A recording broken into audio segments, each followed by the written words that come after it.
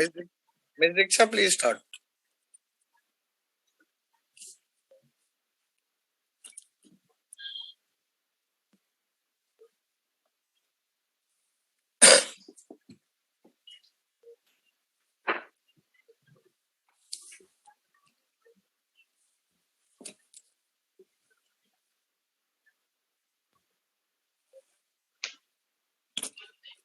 I think there is some connectivity issue at CA Diksha, and so Samirji, we'll straight away start from here. Okay. So, good evening, participant. Good evening, participant in today's VCM session, Wednesday program. So this is the, in fact, last program of this council year. I would like to, make one announcement. So, good evening, Diksha ji. Before you start, just I would like to inform. Good evening. Before you start, I would like to inform to participant. This is the last Wednesday VCM of this council year. So because 12th of February, the end of every council term year. So we will close this VCM Wednesday series today only, and then next year after the taking over by the next chairman and the committee, the things will start again. So now I am handing over to Diksha ji. You start from beginning. So thank you, Diksha ji. Welcome. Thank you. Good evening, everyone. I am CA Diksha Arora, moderator of this VCM. We are pleased to welcome you all to the 36th VCM of the series 360-degree learning series being organized by Continuing Professional Education Committee of ICAI. It is my pleasure to be a moderator of this VCM on the topic Personal Emotional Health of Professionals and Agreement Term Sheet and Shareholders Agreement. In a short while, we will start this VCM. Before that, I would like to apprise you about the CPE committee. The profession of chartered accountancy has always been recognized for the quality of education, training, and strong grip over technical standards. Our institute has been working very hard to cater the needs and requirements of the members and has taken various initiatives for them from time to time. The ICAI, through its Continuing Profession Education Committee, has constantly been endeavoring to provide adequate opportunities to our members to update their knowledge and maintain the requisite professional competence. The program for this evening is as follows. We have two sessions of 1.5 hours each, and the topics are number one, the most underrated aspect of professional development, that is, personal emotional health, and number two, agreement term sheet and shareholders agreement. Our eminent speakers will talk about the above mentioned topics in the emerging areas of professional interest. Now, I would like to invite Chairperson of Pune branch of WIRC of ICAI, CA Samir Ladaji, to talk and address about what the branch is doing for the CPE learning. Over to you, Samir ji. Well, thank you, Diksha ji. Respected CA Kemisha Soni ji, Chairperson CPE Committee, and CA Charanjot Singh Nanda ji, Vice Chairman CPE Committee, both in absentia. Moderator CA Diksha Arora ji, Speaker CA Disha Verma ji, all eminent faculties of today's webinar, all the staff of the CPE Committee or ICAI, and all the august audience. First of all, I would like to congratulate the CPE Committee for conducting VCM on such an essential topic for members. In today's scenario, when everybody is facing from COVID and other problems, in my opinion, this is very, very essential and important topic for members. As per what branch is doing for CPE learning, in short, I would like to inform. Whenever we plan for CPE seminars or webinars, generally we plan for full year. We think of working seasons. For example, in the month of March, we took bank branch audit, and in the month of September, we take seminars on tax audit, etc. Similarly, we look into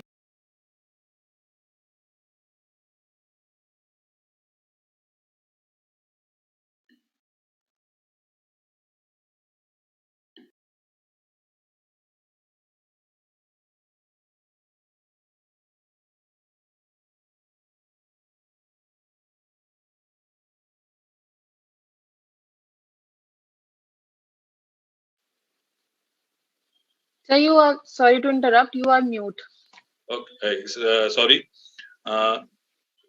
practicing CA and members in industry also we take into consideration, because both needs different topics for seminars or as well as with their webinars knowledge.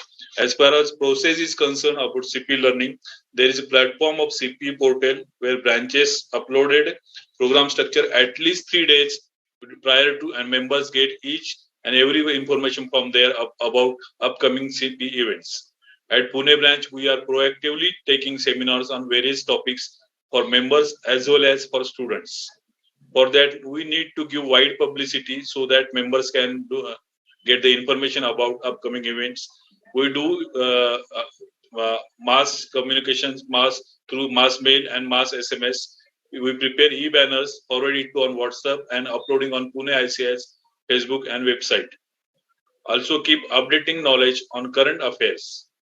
Right now there are virtual activities.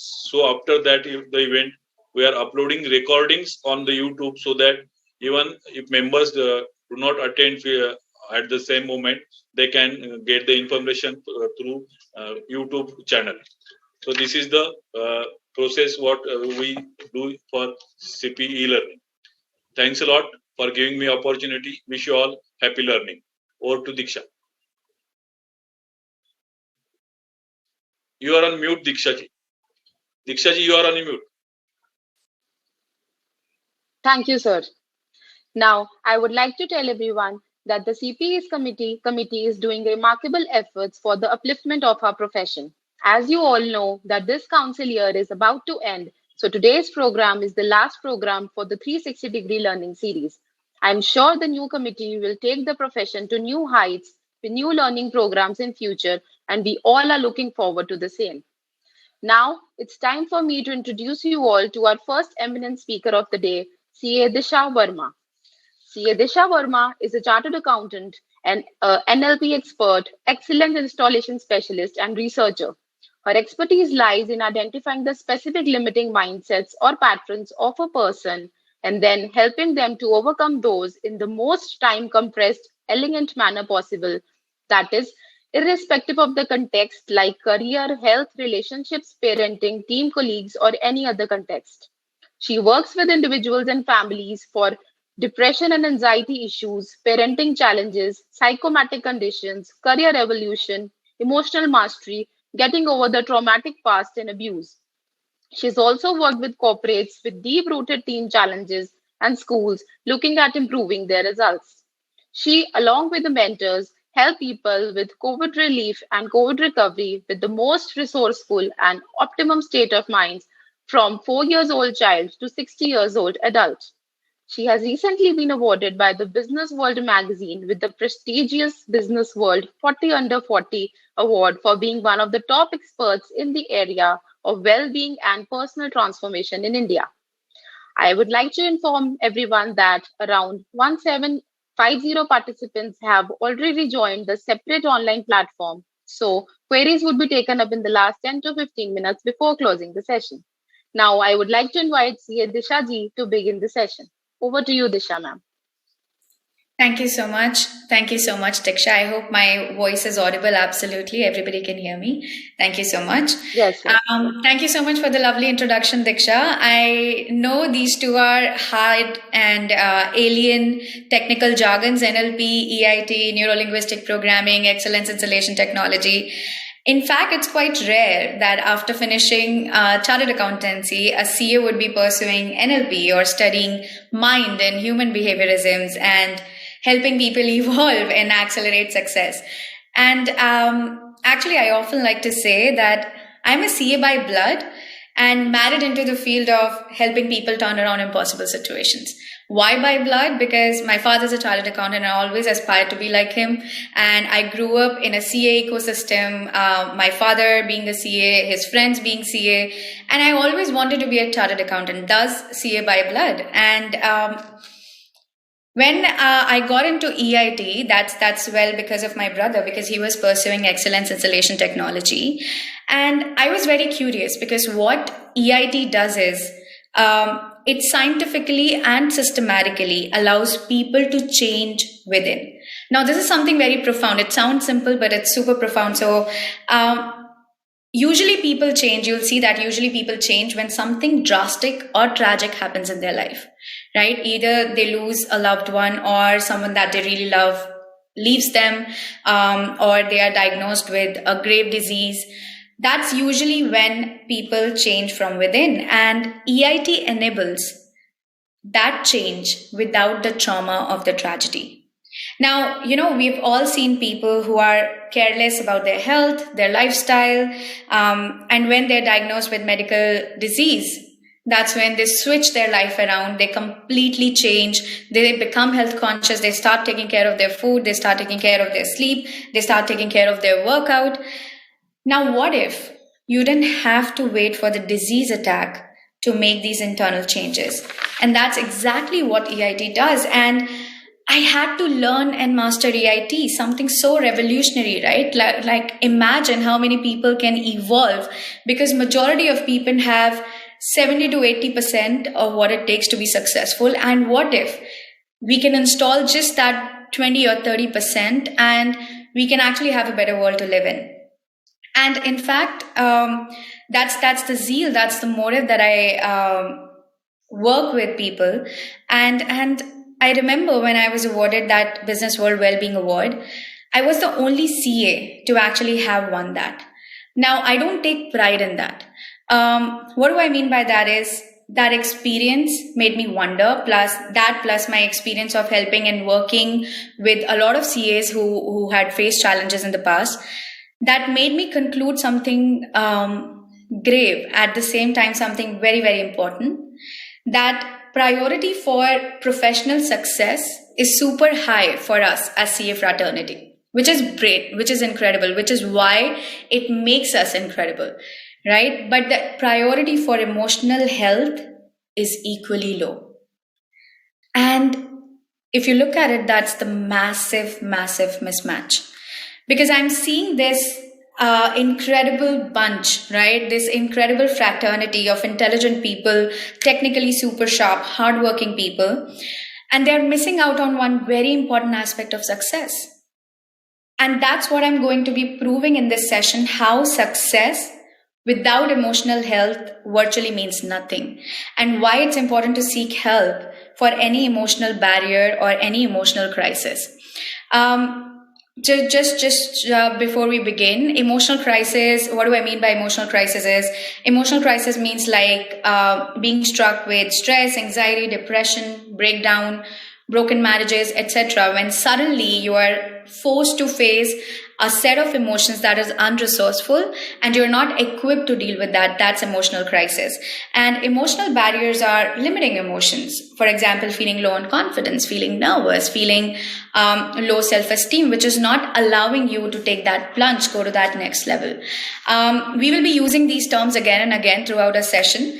Now, before I move further, so I would like to ask, because I can only see Diksha right now. So Diksha, what does professional success mean to you? You muted. To me, professional success is, we as a chartered accountants only believe in money. Professional success is getting more clients, more work, more name, more fame. But as a person, professional success is a balance between a personal and professional life, our mental health. That is what I don't think is achievable to me or any other person. I am a chartered accountant. I am working. I am a wife. I am a mother. And I really don't know how to maintain a balance between all these roles. Sometimes I get so much occupied in my work that I forget to take care of my kid. I don't have time to take care of my son the way I want. Sometimes I am not able to deliver what I want to do for my in-laws. So professional success is something, yes, I have work, I have some work, I have good clients, but still I am not satisfied or I am not happy with what I am doing, because my mind is always preoccupied with other things which I am not able to do because of some other work commitments. Thank you. Yeah. Thank you, Michelle. Like you accurately mentioned, that is the very common perception, right? And it's not the conception, it's actually what is told to us. So very commonly, everybody thinks that professional success is all about money and promotions and recognition, right? I mean, if you pay attention to the kind of talks that go around, right? Like how people talk, oh, that person is successful because that person has a big practice, which is paying a lot, or that person is successful because that person is drawing a big pay package.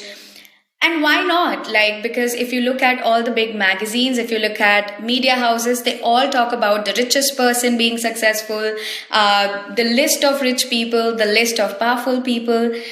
And obviously, money in common understanding has become the ultimate measurement of success right now.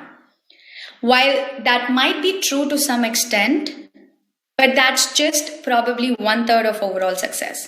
Right? Like you mentioned, like you struggle between other things, and we'll just be talking about that right now. So for that, I will just show one image. Please give me sharing rights.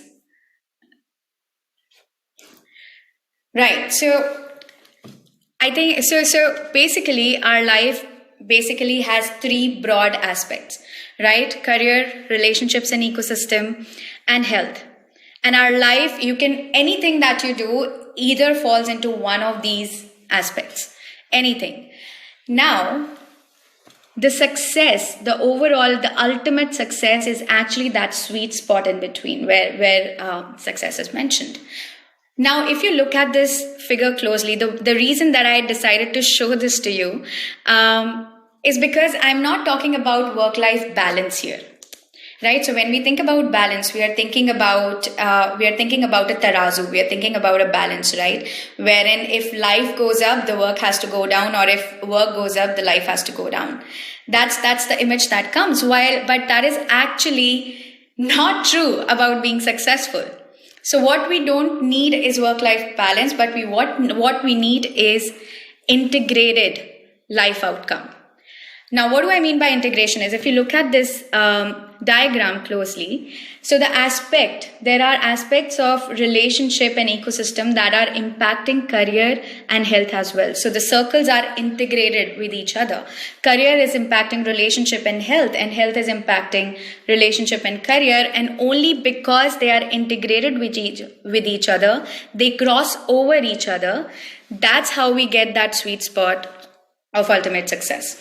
So that is the biggest reason. And when we are going to be talking about success right now, we will be talking about this ultimate success at all times, wherein we are able to take care of all these aspects, and they are actually interrelated and interconnected to the point that even if one pillar falls out of place, obviously, if I take out the circle of health out of this entire integrative design, obviously I will lose that sweet spot of success.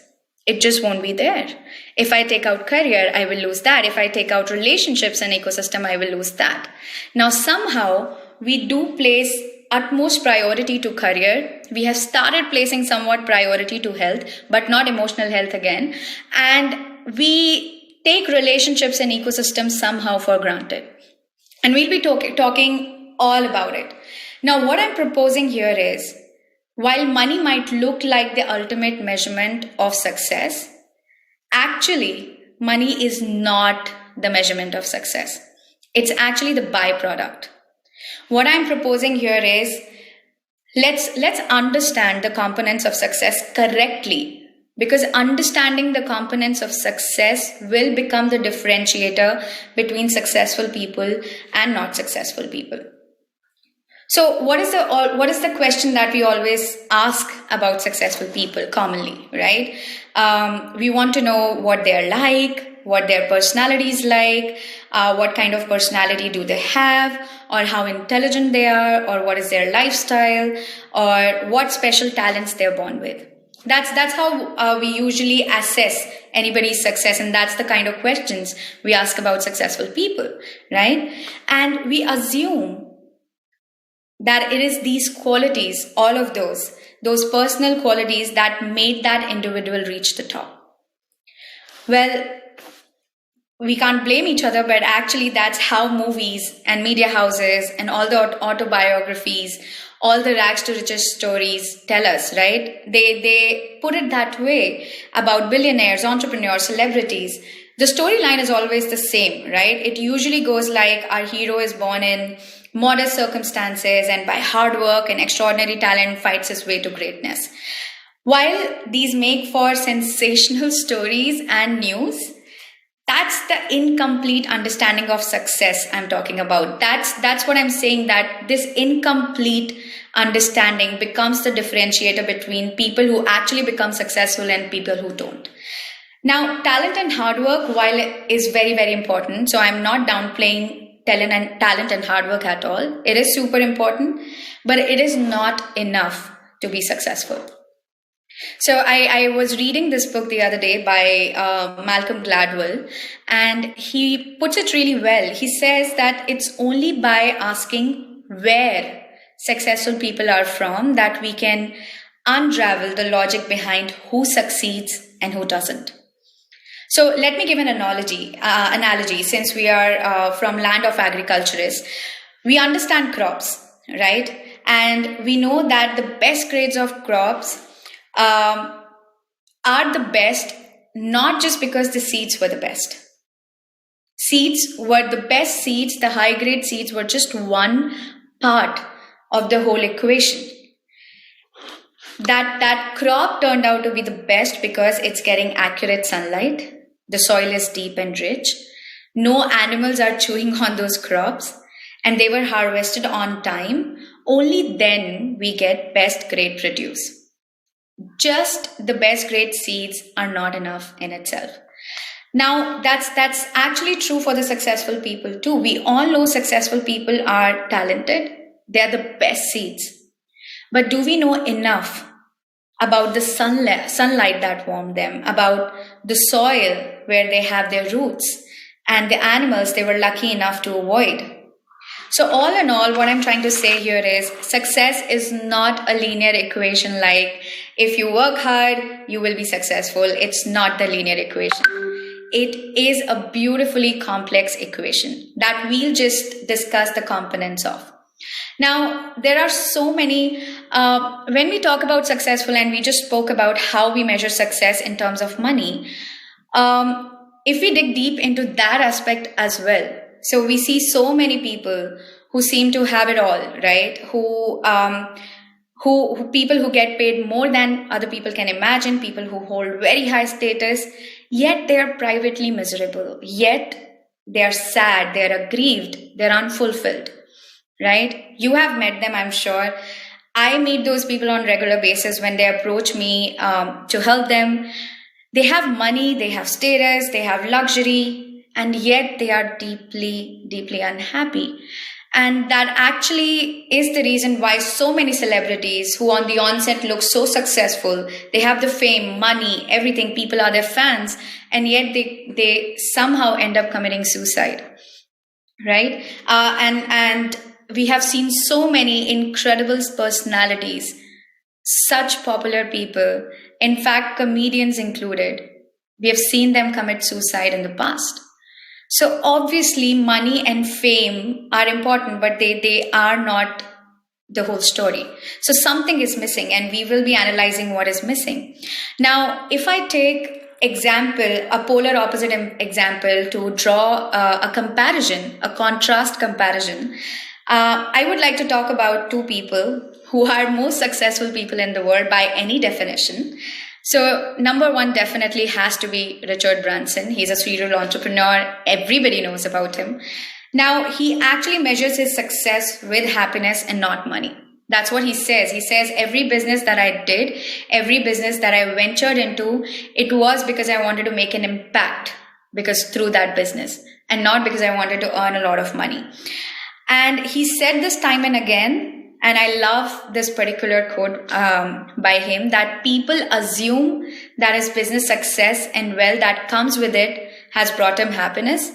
But he says that he is successful, wealthy, and connected because he is happy. So it's a complete flip, guys, right? That's emotional health right there. In one of the most successful person's statement, a very profound one at that. And he isn't the only billionaire whose definition of success has nothing to do with money. Warren Buffett, again, the richest man in the world. Everybody knows about him, especially chartered accountants. He measures success by how many people genuinely love him. Now, it sounds like a cliche, but that's true for him. He says that that's the ultimate test. How many people actually love you is the ultimate test of how you've lived your life. So here he's talking about community, family, relationships. Again, that's what emotional health is all about. Now, I've been using this term again and again. So what really is emotional health, and how come it's dropped down to the lowest barrel of priorities? And what does Warren Buffett really mean when he says community? Now, when I talk about emotional health, what I'm essentially talking about is state choices.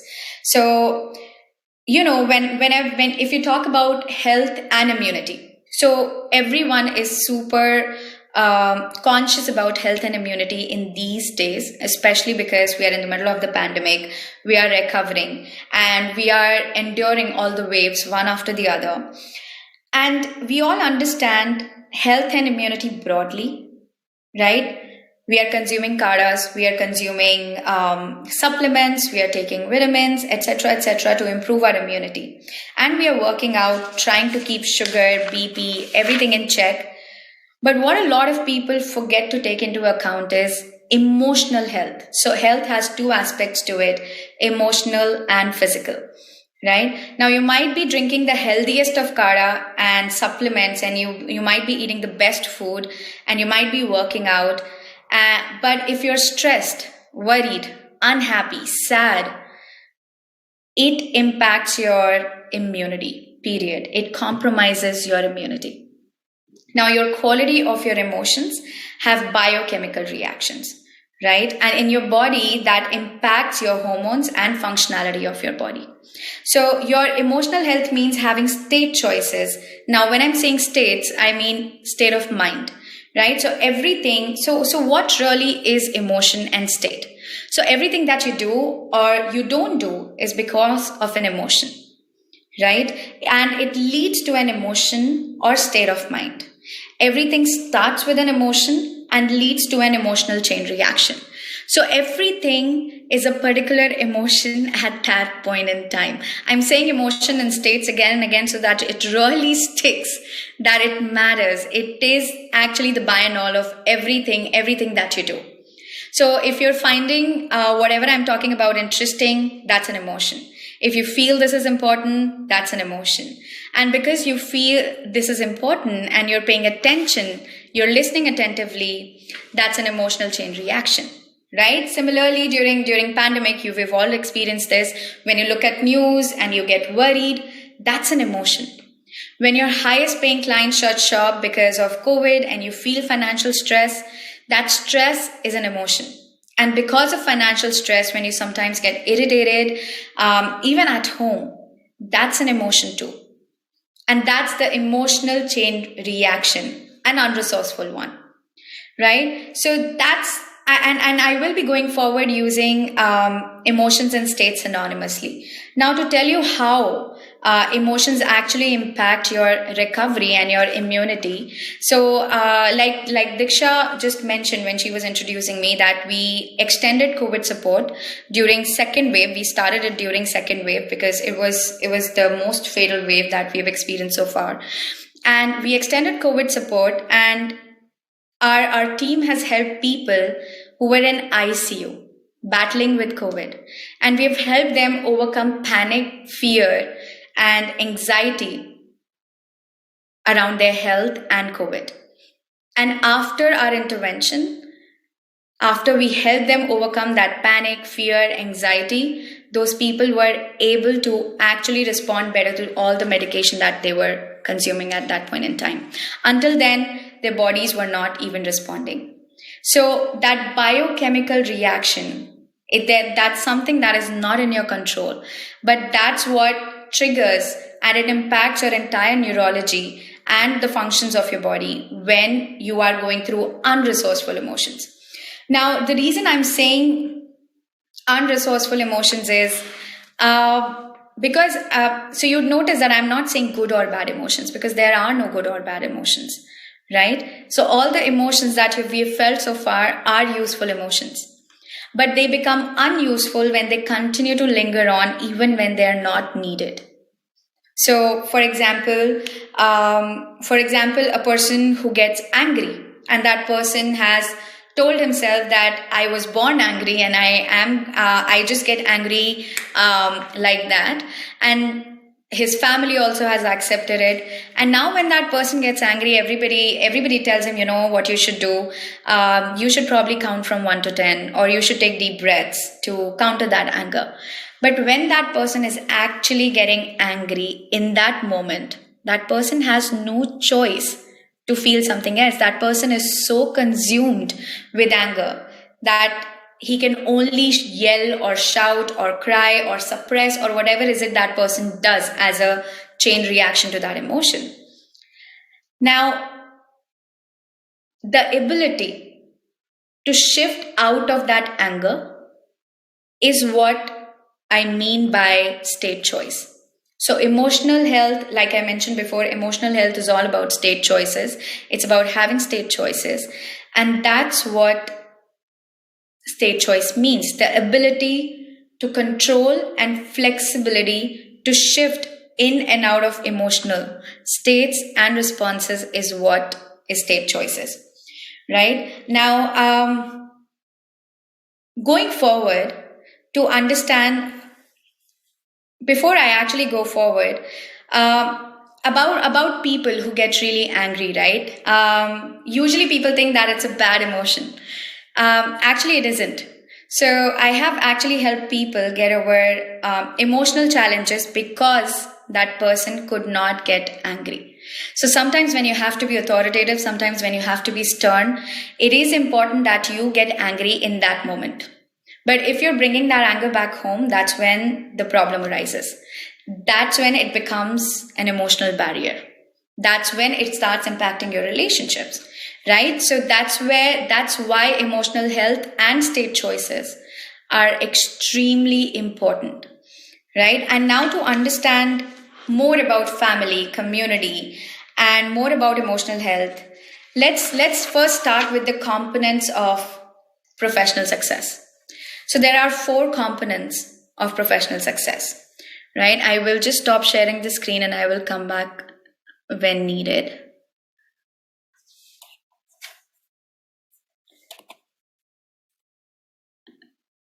Yeah. All right. So the 4 components of professional success, and understanding of these components is what is going to differentiate between the person who is successful and the person who is not successful. So the understanding is the foundation of any action or execution going forward. So the number one aspect, so the number one component of success, professional success, and the ultimate success is having a meaningful career. So we are all chartered accountants, right? We have actually given CA our sweat and blood to be here where we are right now. And having a meaningful career means that you're satisfied with your career and the way you're growing in it, right? So as a chartered accountant, there are multiple streams, there are multiple ways that you can take your career forward. Now, how would you know that what you're doing right now is meaningful work to you or not? Now, meaningful work again has 3 aspects to it. So number 1 is relationship between reward and efforts, right? And as CAs, this particular aspect is super innate in us. Okay, we know that more quality work would mean more money or better promotion or better opportunities, right? So so the kind of work that we do, there is a relationship between reward and efforts. Right? Now, the second aspect of meaningful work is complexity of the work. Now, complexity is a good thing, right? Complexity means that the work you're doing engages your mind and your imagination. And that is again true for our profession. We have to continuously upgrade ourselves. We have to update ourselves. That's the reason we have CPE committees. That's the reason ICAI is working so hard and investing so much in us to keep us upgraded. And that's how CAs are actually the ultimate solution providers, right? So there is complexity in our works, which is brilliant. Now, the third aspect is being that third aspect is being responsible for your own decisions and directions, which is called autonomy. So your work should be autonomous, which means that you should feel innately responsible for your own decisions and directions in your career. So being responsible for your own direction actually helps you carve out your own path to success.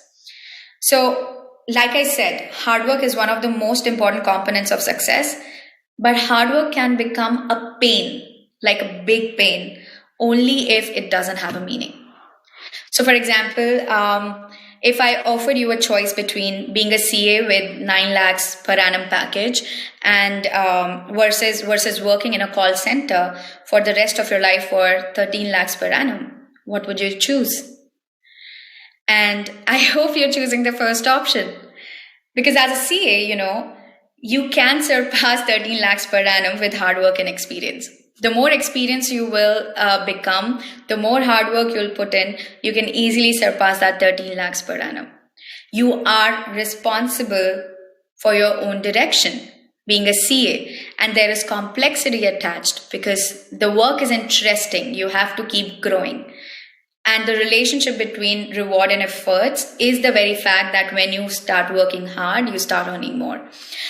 But if you're in a position right now where hard work feels like pain, so you have all of us are CAs, but it's still, if you're in a position that hard work is feeling like a pain right now, maybe you're in that kind of job or maybe in that kind of stream, you need to analyze these 3 aspects and check if what you're doing is actually meaningful for you or not. So pick any successful person for that matter, and you will see that they are successful. They are so successful at what's meaningful to them. Now, you see how the emotion attached to your hard work can become the number one differentiator between successful and not successful. So what do I mean by that is meaningful, and feeling meaningful and satisfied is an emotional response. So is feeling pain and dissatisfaction, and you're wise enough to see what emotion will lead to what success. And like my mentor Antno says, you need to ask yourselves this question: am I willing to spend next 10,000 hours doing the work that I'm doing right now? This is the very basis of your professional success if that's your target. Am I happy spending 10,000 hours what I'm doing right now? If the answer is yes, then that's your meaningful work. And if at all the answer is no, you need to explore what would you be happy doing for 10,000 hours.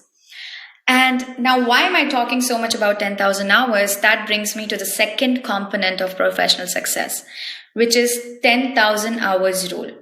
And this 10,000 hours rule is actually popularized by, again, Malcolm Gladwell.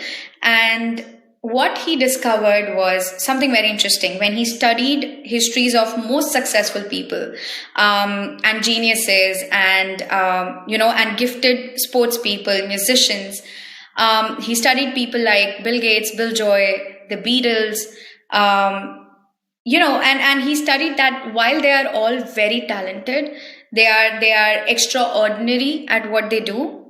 But what truly distinguishes their histories is not the extraordinary talent, but the extraordinary opportunities that allowed them to master their fields by spending approximately 10,000 hours. So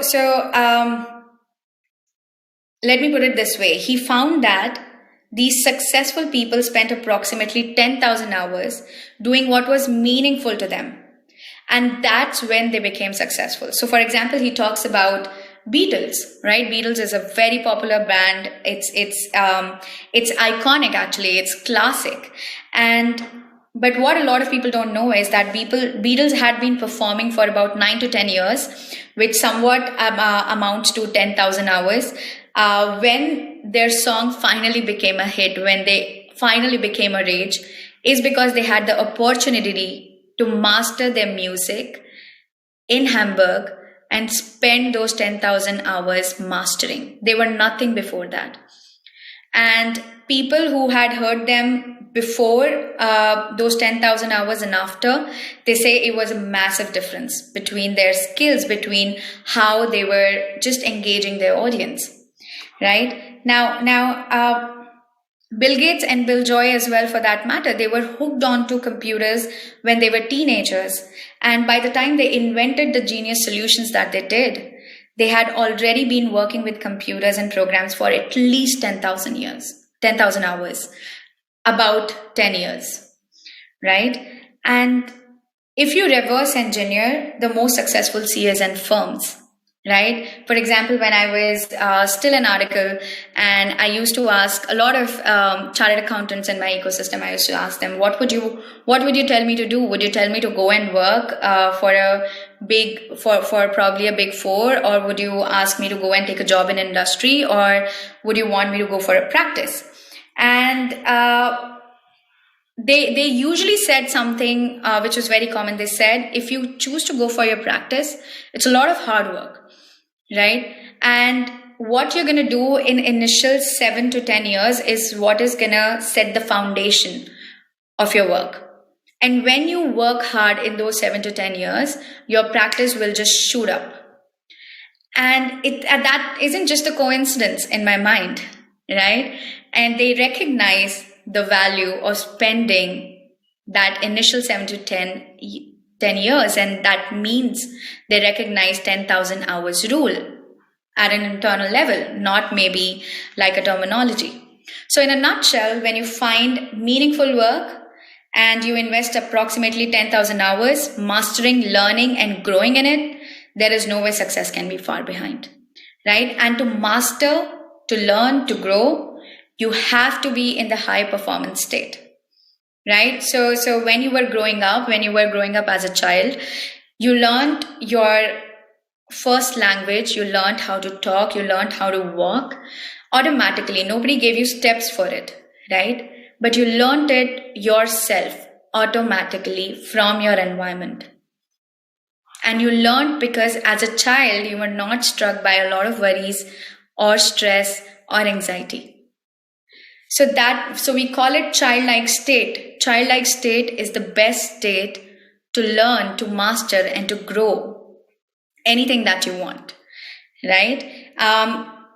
So this childlike state is technically called high performance state, right? You've seen babies are always happy, they're chirpy, they're jumping around, and alongside in their mind at an unconscious level, they're continuously learning, they're continuously assimilating what is happening in their environment. You say a word, they pick on that word and they keep saying it, right? They see you walk, they want to walk. They see you talk, they learn talking. Nobody's teaching them the processes, and yet they learn. So that is the highest state of learning. And it is super important to have that high performance state to learn from geniuses around you, because that is going to accelerate your success, right? Imagine going from here to here by a lot of hit and trial versus somebody actually guiding you with the route. Obviously, the second one is going to reach here faster, right? So it is important to be in high performance state to learn from geniuses around you. And when I say genius, I'm not talking about any one extraordinary person. I'm talking about anybody who's talented in anything more than you are at that point in time. And, neuroscientists have actually proved that emotions like worry, ego, stress, anxiety, they become obstacles in your mastery and your learning. So neuroscientists actually went ahead and proved that even when you're 80, there are neurons building in your brain. They grow, but they don't grow when you continue to worry or continue to take stress. So you see how emotional health goes hand in hand with mastery and learning, how it's completely integrated, and how without emotional health, emotional well-being, without state choices, it is almost impossible to achieve that mastery. Right? Now comes the question, a very logical one at that. So 10,000 hours in meaningful work, isn't it enough to be successful? I mean, you have found something that you love, that is meaningful to you, and you're spending 7 to 10 years or 10,000 hours doing it, mastering it, growing in it,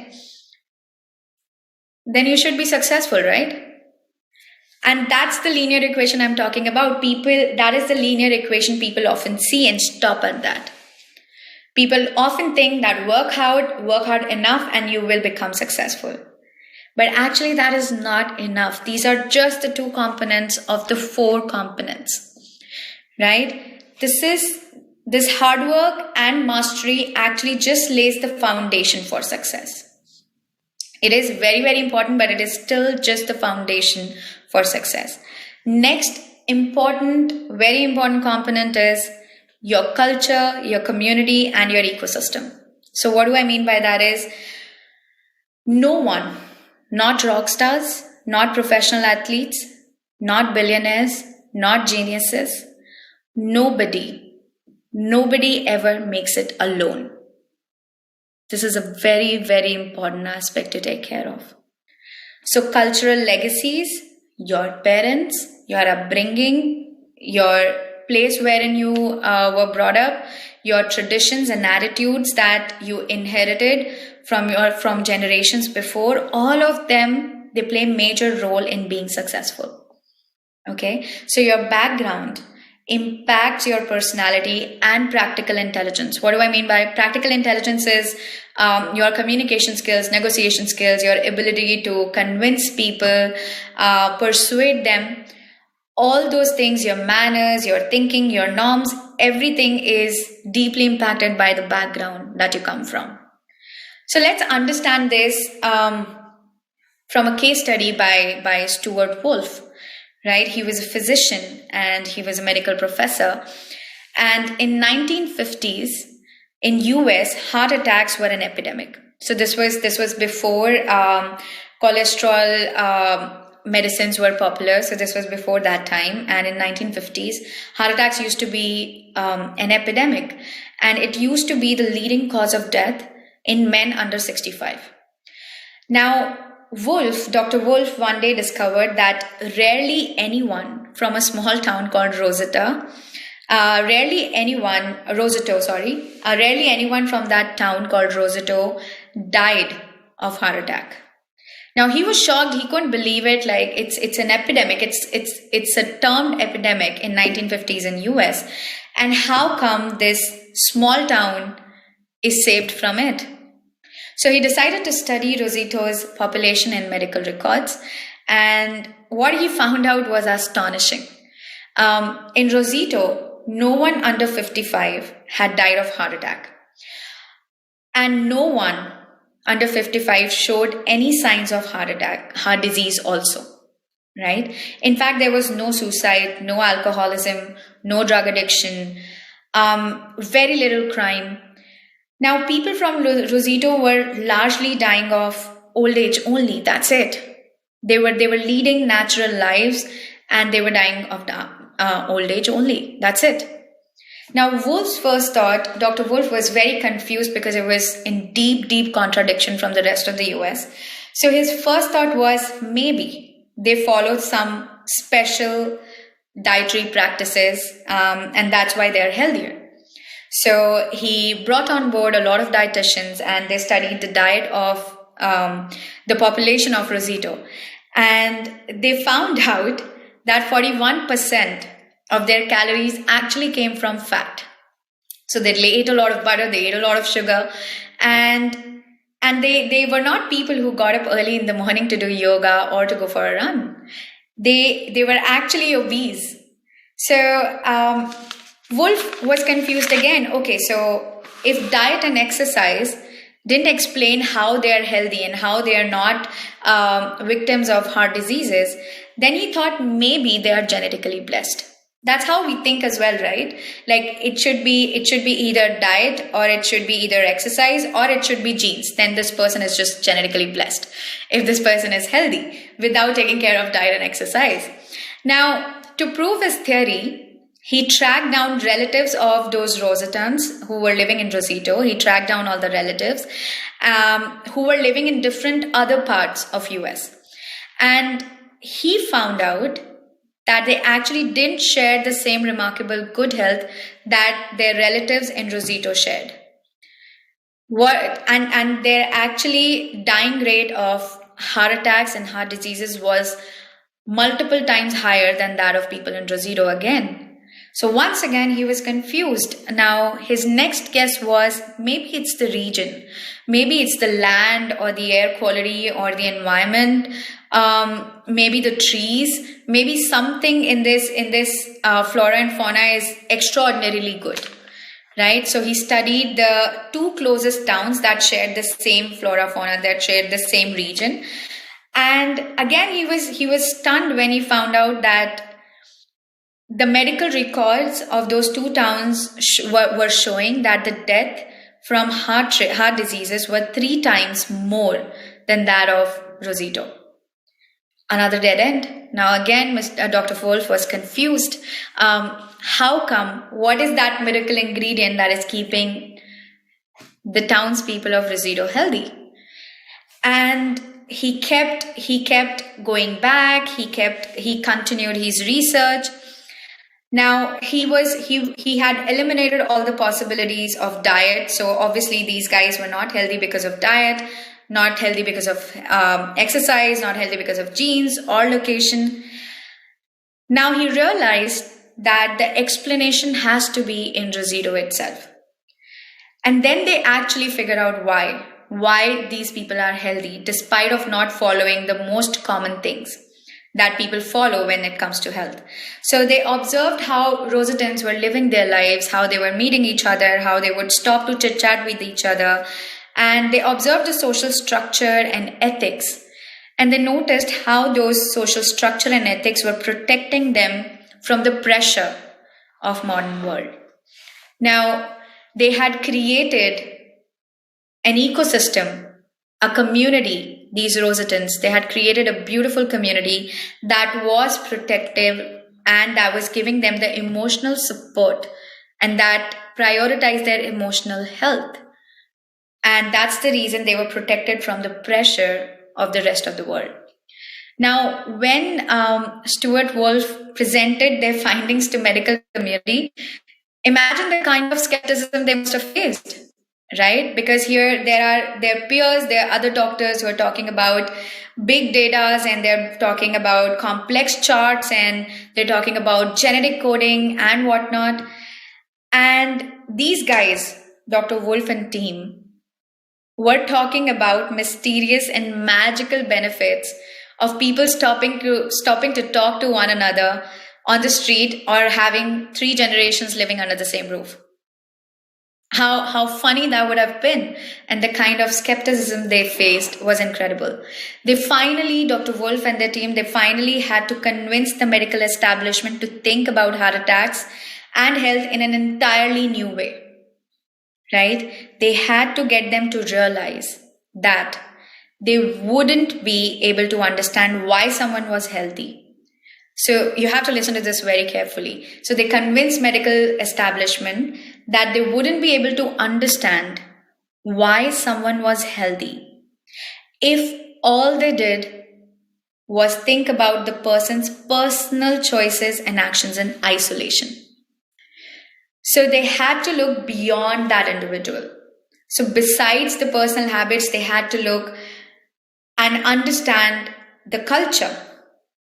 They had to look at the community and the characteristics of that culture. Now, that's true for successful people too, right?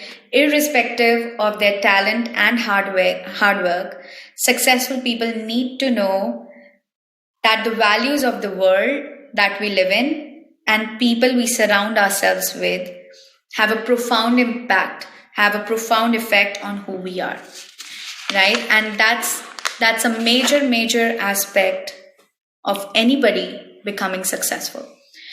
So where you live, the world you live in, your family, your friends, people you surround yourselves with, your ecosystem, all these things will play a major, major role in your success besides the talent and hard work, right? And that's not just true for you, that's also true for your future generations, because when we understand how cultures, how previous generations impact the future generations, it becomes acknowledging this particular component of success. It becomes even more important to ensure that you provide that cultural values, you provide that ecosystem to the generations coming forward, right? And that's how the quality of your relationships, that's how the quality of your ecosystem impacts your success, and it will continue to impact generations going forward, right? So there might be a lot of people who come from families wherein probably their parents were not able to pay a lot of attention to their studies, but they have the choice now to ensure that they are paying attention to their children's studies. That's a choice that they get to make. So it's not set in stone. When I'm saying that you are the byproduct of your cultural legacy or of your parents, your background, it's not set in stone at the end of the day. You have to become aware of where you're coming from, and then you can make the changes according to where you want to go to. And to be able to do that, I want you to ask yourself these questions, these 3 super important questions right now, and answer them for yourselves. Number 1, am I spending enough quality time with my people? So when I say my people, they could be anybody. They could be your wife, they could be your friends, they could be children, they could be parents, anybody. So am I spending enough quality time with my people, right? And I want you to ask your people the same question as well. So I want you to ask them, do you think I'm spending enough quality time with you? Do you feel the same? And a lot of times you will be surprised that you might be thinking that, yes, I'm spending enough quality time, but the other person might not be feeling the same thing. And when you understand the discrepancy, you can figure out how that quality can be improved. But this communication has to kickstart from somewhere, and it has to start with you. Because now that we know that our relationships, our ecosystem play a major role in our success, it is important to take the responsibility of your ecosystem in your own hands, right? And the second question I need to ask yourself is, how do I surround myself with pro-growth, successful people from varied experiences and walks of life? So why do I say varied experiences and walks of life, and why not just chartered accountants? Because you can learn different things from different people. So geniuses are not just geniuses because they excel in that one thing. They actually have mastered how to learn different things from different people. For example, Steve Jobs was a brilliant calligraphist. He was actually a master calligraphist. All the fonts that you see on Apple is because of him. And he was not just good with computers. And Einstein, for that matter, he was a brilliant violinist. He was amazing with music, and he often used to play violin in concerts, and he also used to play violin for his students to help them study better. That's how good he was at violin. So these people have mastered things outside of their domains, and they could master them because they found people from varied walks of life, from varied experiences, and they got those people into their own ecosystem, right? So the second question you have to answer for yourself is, how do I surround myself with people who are pro-growth and who are successful in varied experiences and walks of life? If you answer that for yourself, you will be amazed how interesting it would be if you were able to pick different things from different people. So the metaphor that comes to me for that is going to a supermarket and actually picking things that you want. And that is possible because that is the very foundation of human evolution. We can learn on demand. We have that super capability. It's just that it needs to be triggered. Now, the third question that I want you to ask yourself is, where do I find mentors who can help me achieve success faster? So one way to achieve, like I mentioned before, mentorship is super duper important. One way is to, if you want to reach from here to here, one way is to find a lot of like hit and trial routes. You might have to go back. You might get lost in between. You might, with that approach, reach here, or you might not reach at all. Now, with a mentor who has seen this place before, who's already been there, who knows what success looks like in that particular context, you need to find a mentor to guide you through this way. And that will save you a lot of years and efforts, right? So, and when I say mentors in that particular context, what do I mean is, if you want to achieve emotional mastery, if you want to achieve utmost emotional health, you might need a different mentor for that. If you want to achieve, let's say, expertise in taxation, there's going to be a different mentor for that. And if you want to achieve, if you want to learn a music instrument and you really want to master it, there's going to be a different mentor for that.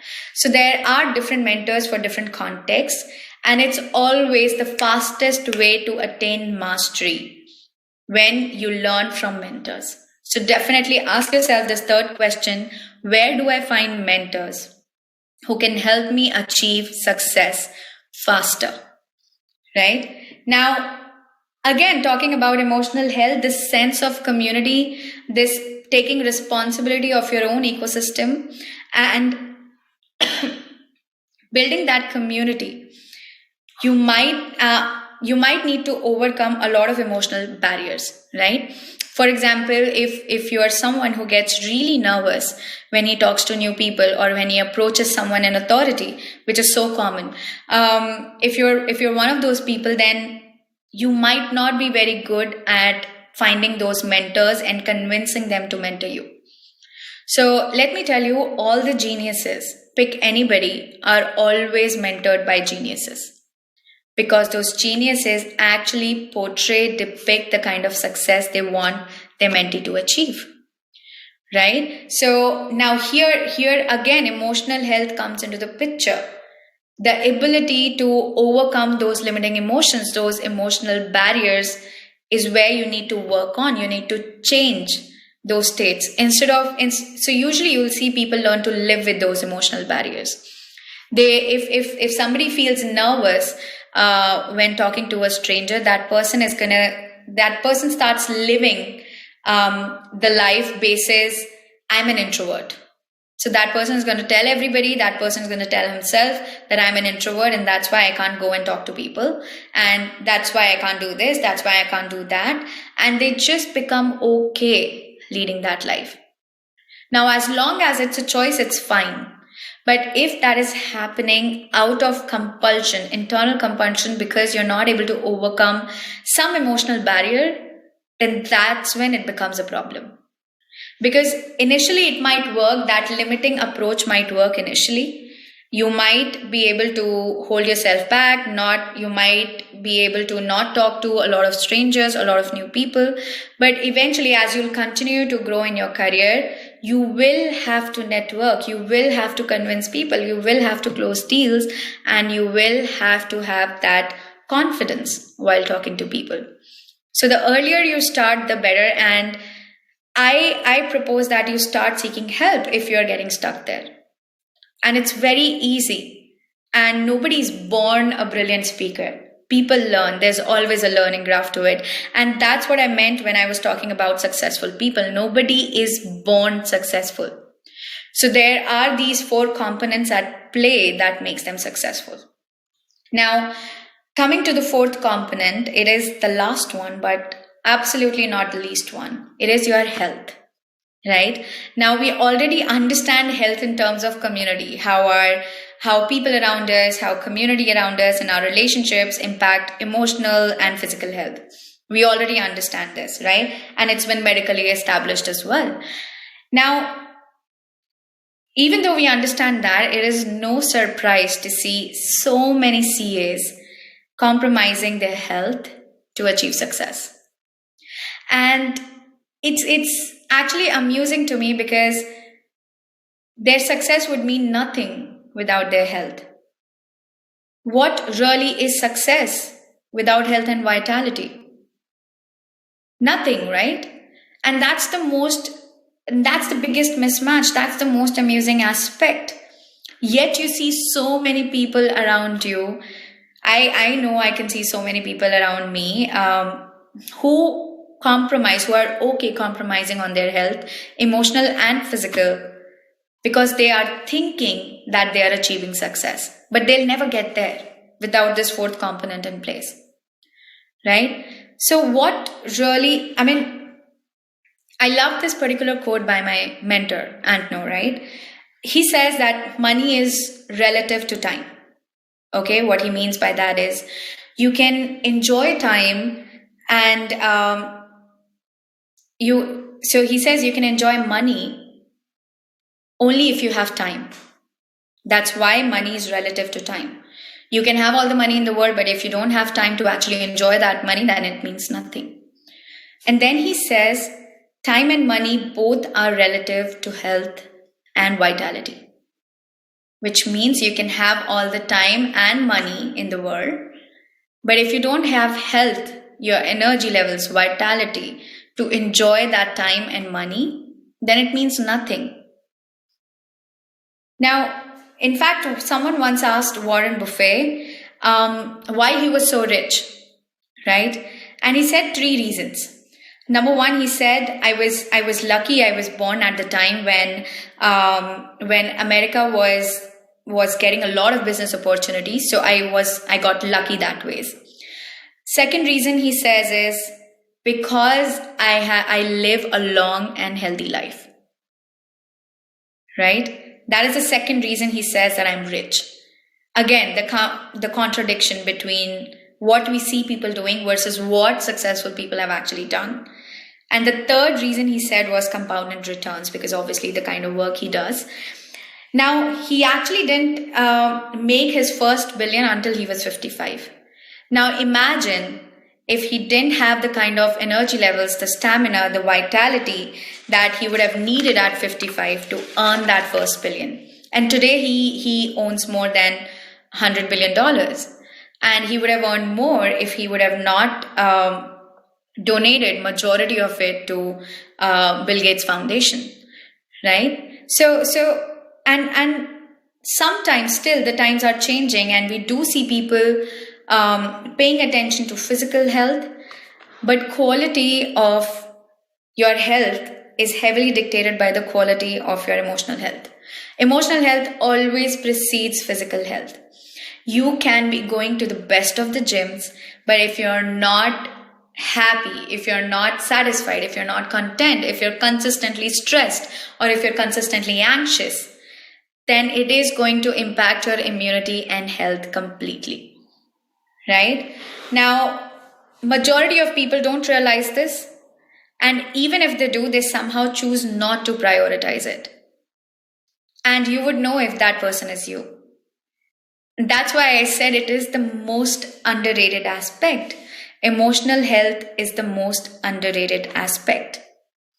Now, I talked about emotional barriers and emotional crisis, right? Now, you can take care of that if you take care of a part of it, at least if you take care of your circadian code. If you take care of your food, exercise, sleep is super important, and circadian code, all in all, that is a brilliant way to go about your health completely. And while taking care of your circadian code, you have to take care of your emotional health too. So you see how deeply actually emotional health and state choices are seeped into every component of success. We talked about 4 components, and without emotional health, those components are impossible to achieve. It's simple. So probably now Diksha will have a better answer to, if she's not feeling that she is getting that success in any aspect of her life, she might have a better answer to, okay, what is missing? So, and now when all these components are taken care of, when all these components in their completion are taken care of and changes are made where they are needed to be made, there is no way you will not be successful, right? Now, even if I analyze myself on these 4 components, I am doing meaningful work. I'm doing things that I love. It challenges my mind. It allows me to think out of the box and get solutions for people who seek help from me. I have been doing this work for more than 7 years now. I am dedicating myself to master and learn and continue to grow in the nuances of human behavior. And I am continuing to help people evolve. And I have my amazing community, ICAI community. I have my ANH community. I have my family that is supportive, that is encouraging. And they are critical when they have to be. They are educating and they're showering me with a lot of opportunities. And I prioritize my health, my sleep. I'm content and happy. I feel emotionally satisfied. Have I reached the pinnacle of success? No, not as yet. It's a long way to go.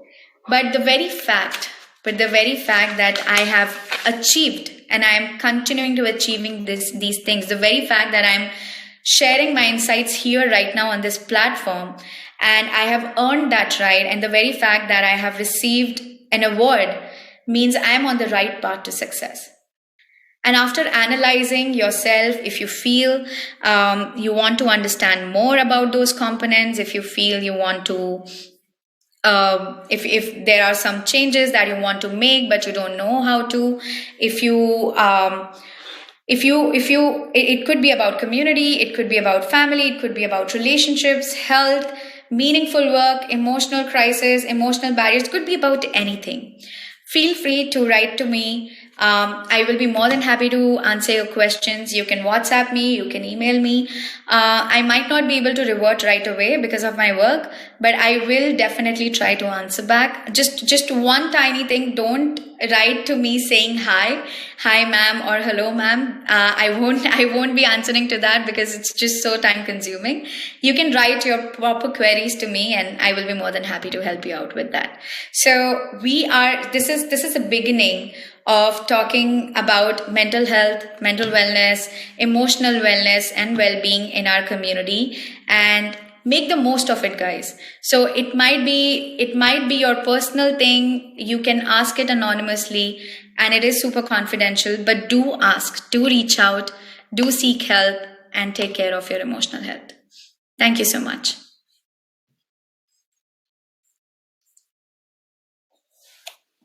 Thank you, CA Disha, for such a valuable session. You've indeed explained me the correct definition of being successful and healthy. This will help many of the professionals to maintain a balance between the personal and professional life. Now, I have some queries with me, and I would love you would answer them. First question is: long working hours is affecting social and mental life of professionals. Please explain how to deal with this. Absolutely. That is a very common aspect of any chartered accountant, right? Like long working hours, stressful working hours. Now you have to draw a line. Now what I see a lot of people doing is you have to understand the difference between quality of the output versus how much time you're spending doing that work. So if you're absolutely productive, you can actually, that's one way to reduce that time. Secondly, a lot of times you will have to ask your senior to take into consideration your timelines as well. You will have to draw that boundaries. Again, that would need you to overcome emotional barriers of any hesitation or any nervousness that you might have. But you need to overcome that and get your teammates to actually respect your boundaries as well. Right? Otherwise, it is easy for anybody. Anybody would do that, right? If I know that you're available to work for me 24/7, I'm going to give you work 24/7. It's as simple as that. So draw that line. Now, the first way that I talked about was your productivity. I want you to analyze, are you productive enough? Because of those long hours, are you sleeping well? Are you eating well? If any of that is compromised, again, it will impact your productivity, your output, and you'll just keep slogging in front of the screen, but you won't be able to get much done, right? So, and if you have more questions about these two things, you can obviously ask me further, but consider these two aspects. One, get your seniors to draw the boundaries.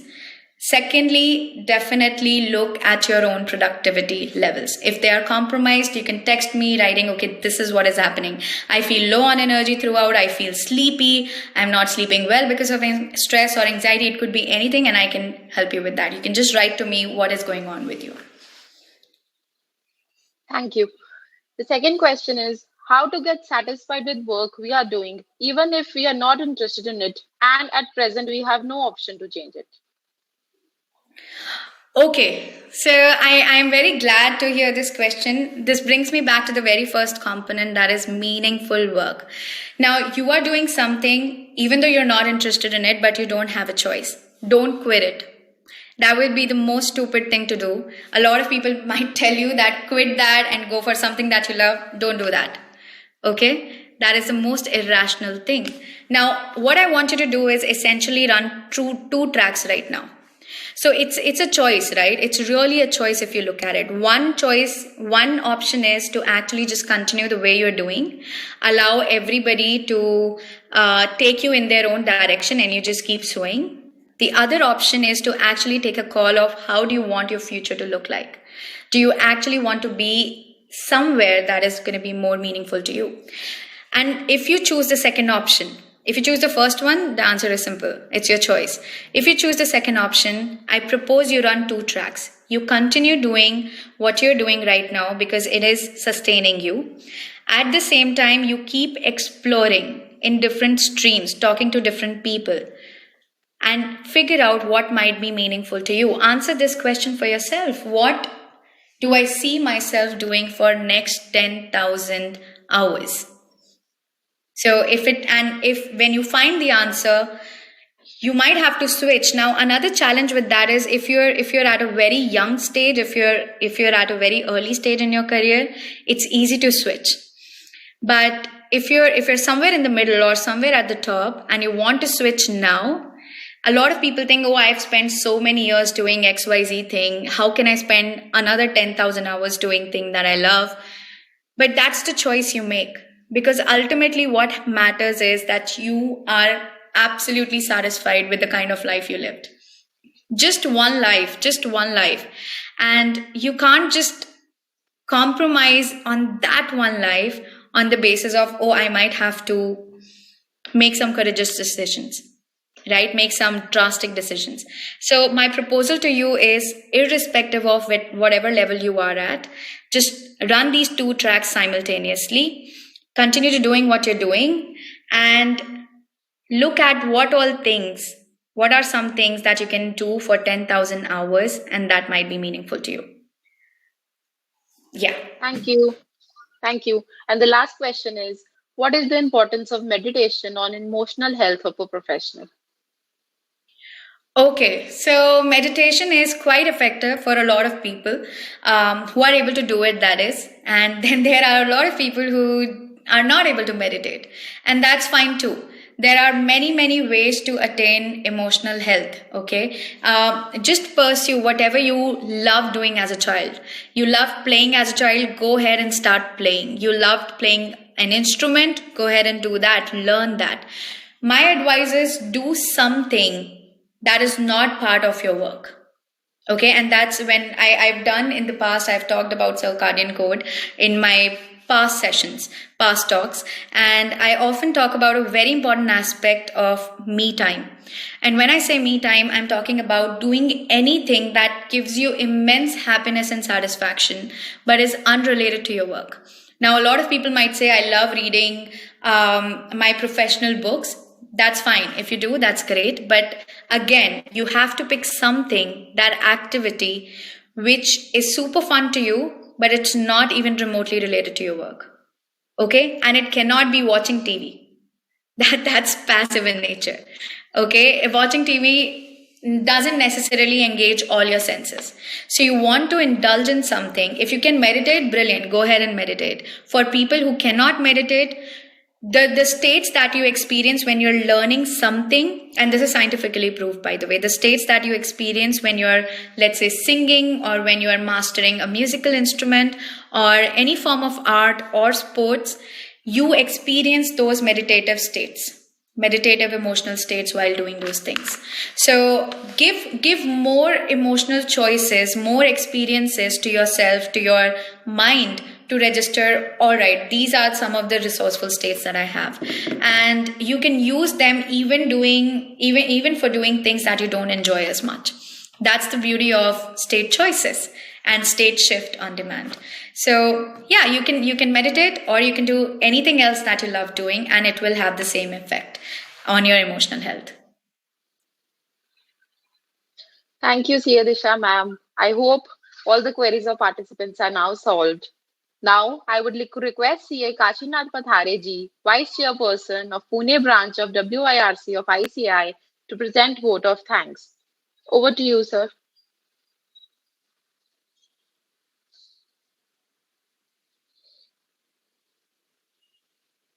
I think nobody is here right now. Yeah. Nobody is here.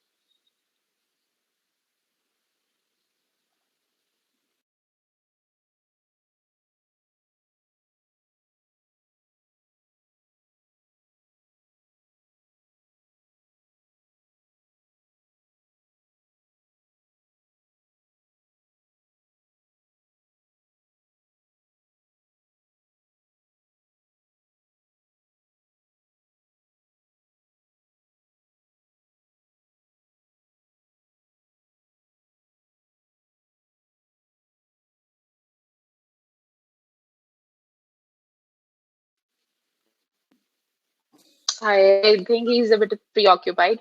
So I'll thank you on behalf of everybody for giving us such a valuable information and the valuable session. This aspect is indeed the most underrated aspect. I truly agree with you.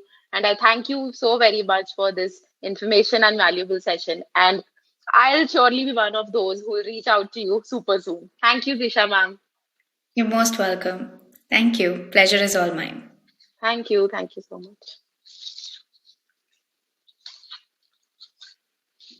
Now it's time for me to introduce you to our second eminent speaker of the day, CA Abhishek Ravi. CA Abhishek Ravi, he's a chartered accountant and has a BSc Honours International Business degree from Brunel University, London.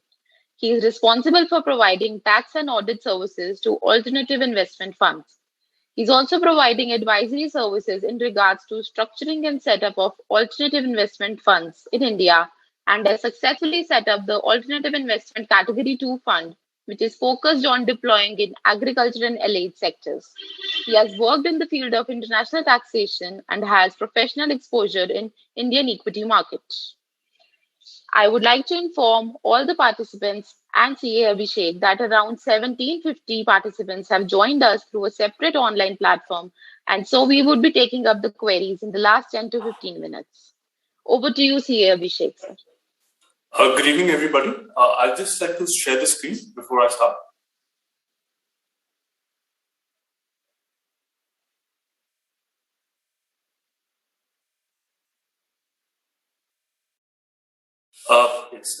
Good evening, everybody. Thank you, Disha, for the wonderful session. And with that spirit, I would like to take it forward. Thank you, Diksha, for the kind introduction. It's a privilege to be amongst the industry veteran like Shri C.A. Charanjot Singh Nanda sir, C.A. Kemikshi Soni ma'am, C.A. Samir Rada sir. Thank you for your presence and time. Before I begin the presentation, I would like to tell a tale. Tiny Owl, a food delivery business chain, started in 2012, grew at a run rate of 50% per year. By 2014, it spread across 11 metros. It raised $23 million from Sequoia, Matrix Ventures, and Nexus Venture Partners in 2014. It hired 600 employees by the year 2015. However, by the end of the year of 2015, it fired 300 employees the very next year. In 2016, it shut down its countrywide operations. When a well-funded company goes from distress and then gets acquired, it becomes a talking point. If alive, it would have been valued at par with Zomato or Swiggy, if not less. What went wrong? Founders infighting, different vision with that of investors, different vision, different investments coming, etc., etc. Of many reasons, one of the big role is the loosely drafted covenants, including the shareholder agreement. With that, I would like to begin my presentation. The presentation is bifurcated into two parts. One is about the term sheets and the other is about shareholders agreement. These are two important documents that protect the founders and investors and ensures company functions in a smooth manner. Let us understand in detail.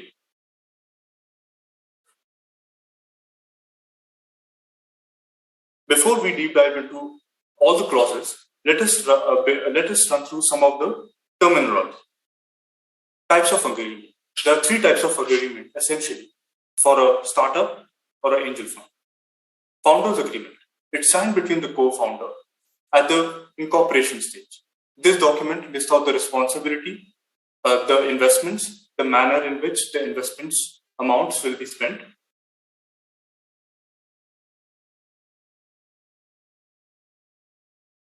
Term sheets. It's signed between the founders and the investors before raising. It's signed before raising funds. That is after the pitch meeting or the preliminary commercial meeting of minds. It's essentially an in-principle agreement related to key deal terms, including the valuation. Term sheet codifies the discussions and includes the parties have agreed to informally. Third is shareholders agreement. As the name suggests, it's signed between the shareholders. It's at the time of onboarding the venture capitalists or the angel investors. In essence, it's an arrangement amongst the shareholders that describes how the company will be operated and every shareholder's rights and obligations. Kindly go through the same before we proceed to the next slide.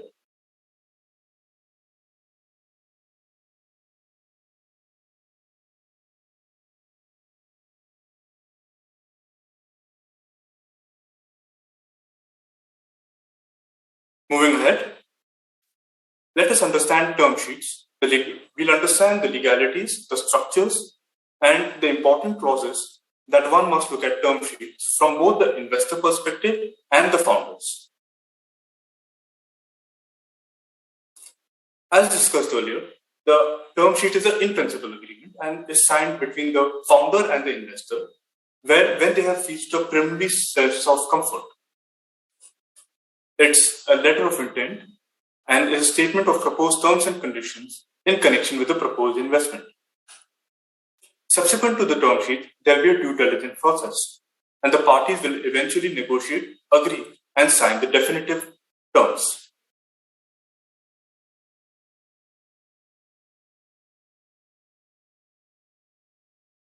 Structure of the term sheet. Generally, it runs about 1 to 5 pages in length. Most term sheets are pretty standard and have evolved as a market practice over the course of deal making. It typically contains details pertaining to who the investor is, the names and identity of the founders and the investors, the pre-money valuation, the investment amount, whether the investors are going to get a board seat or not. It's a very important clause. Then a whole set of special rights, such as veto rights and affirmative rights. And the last one is usually the most negotiated terms in the term sheet. The terms and conditions of the term sheet may vary from transaction to transaction and depends on the nature of the business.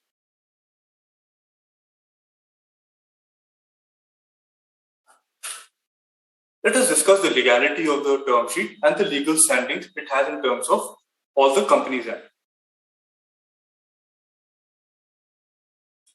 So apart from 2-3 clauses, the term sheet is non-binding in nature. That is, it is not obligatory on any of the parties.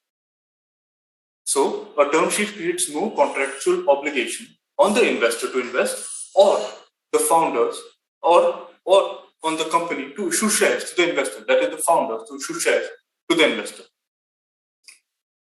As stated earlier, term sheet codifies the discussion and includes things that parties have agreed to informally, but not legally. The signing of these definitive agreement is when a binding obligation is to do with is formally created, meaning to say that only 2-3 clauses in the term sheets are obligatory and binding in nature. Those terms are exclusivity, confidentiality, and the governing law. Rest of the provisions are non-binding.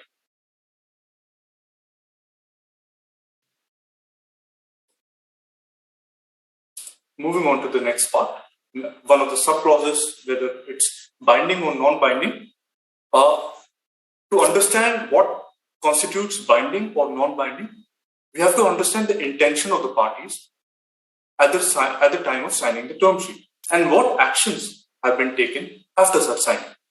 In other words, it depends on facts and circumstances of each case in hand. And the cases and the facts of circumstances are interpreted as per the Company Contract Act 1872. Clauses like confidentiality, exclusivity, fee expenses, conduct of business, condition precedents, dispute resolution provisions are generally treated as binding in nature.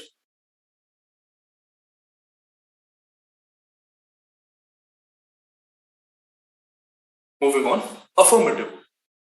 Affirmative vote essentially implies giving protective votes, rights, or veto rights to the investors. Generally, it is seen as these rights are heavily negotiated between the investor and the investor.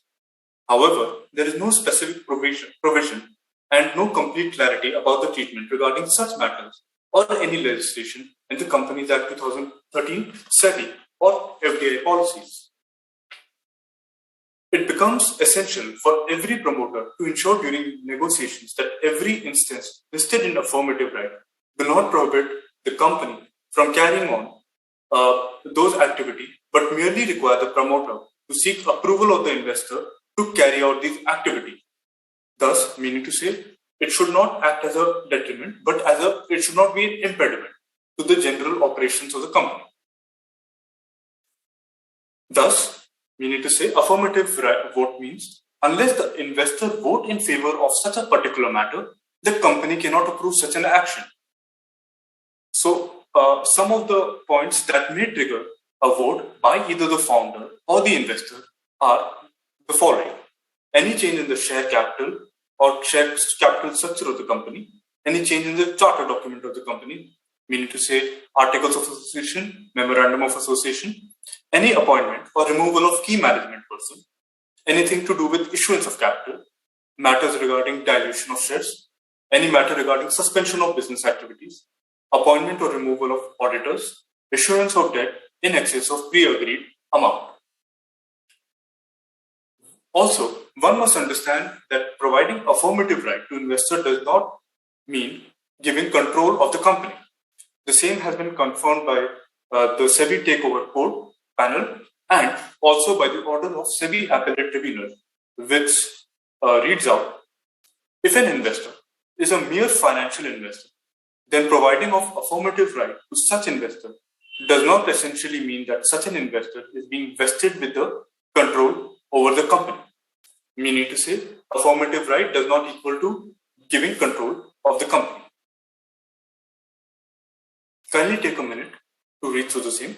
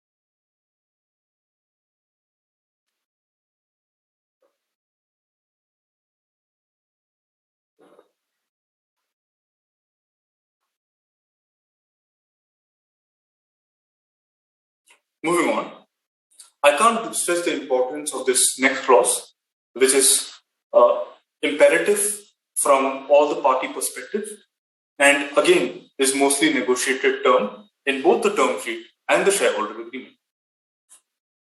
Liquidation preference. Liquidation preference clause.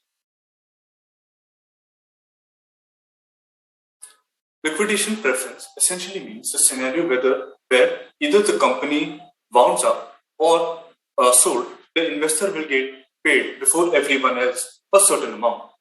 It is also called a downside protection clause, a principal protection right, or sometimes also referred as guaranteed IRR. Let us understand in detail. It is meant to protect the investors from the consequence of adverse downsides, like a sale of company at a valuation lower than the entry level. In some cases, liquidation preferences can be more complex than a simple 1x return. Some VCs even ask for a 2x plus return or a 1x plus a high IRR. There are various ways one can structure the liquidation preference clause, but the basic concept behind the liquidation preference is that the investor should get their money plus some return before the founders can get anything. Thus, there are times where investor protection becomes almost like a guaranteed IRR.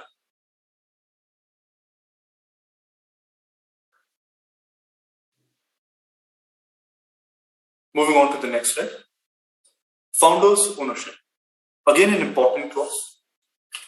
Investors don't want a situation where they have funded a company only to find out that one or more founders are quitting or losing commitment soon thereafter and continuing to sit on 50% ownership in the company. The idea is for the investor to hold on to the company and be accountable.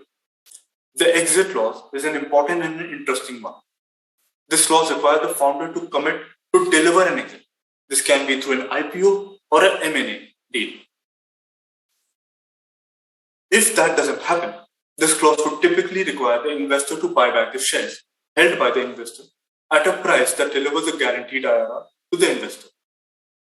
Many entrepreneurs make the mistake of not giving importance to this clause, either because they feel supremely confident that they would be able to deliver an exit, or because the whole thing is so far away in time away.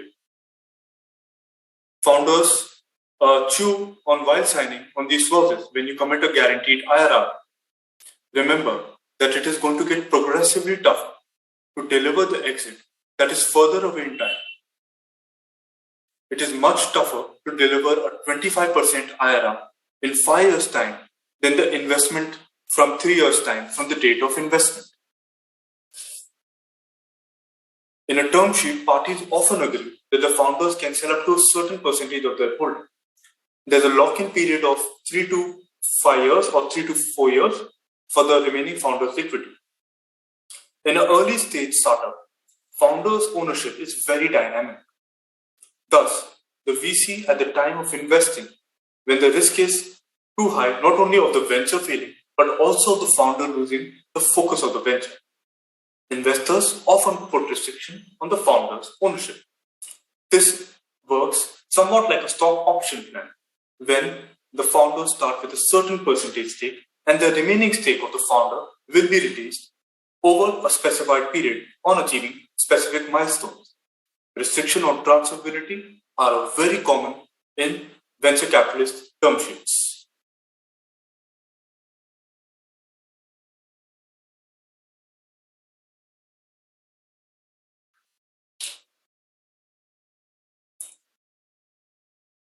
Going ahead, airtight term sheets for the founders.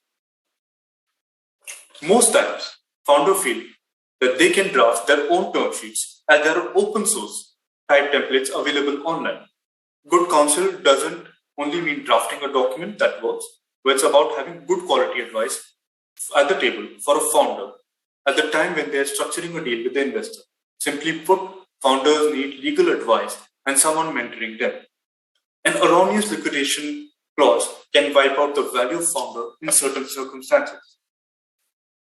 Thus, it is imperative that the founder take legal advice as to whether the specific proposal offered by the investors or angel investors in the term sheets are at the standard market practice or not.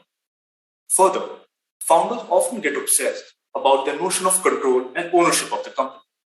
The point is to make a wise choice between under dilution and over excess dilution. Thus, they have to make an optimal dilution.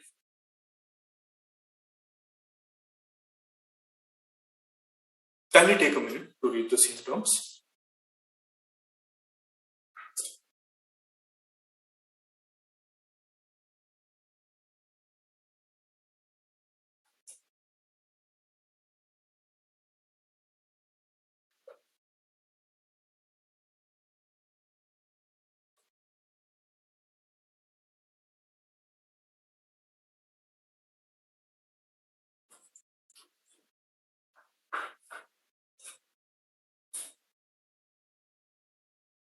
Let us proceed ahead.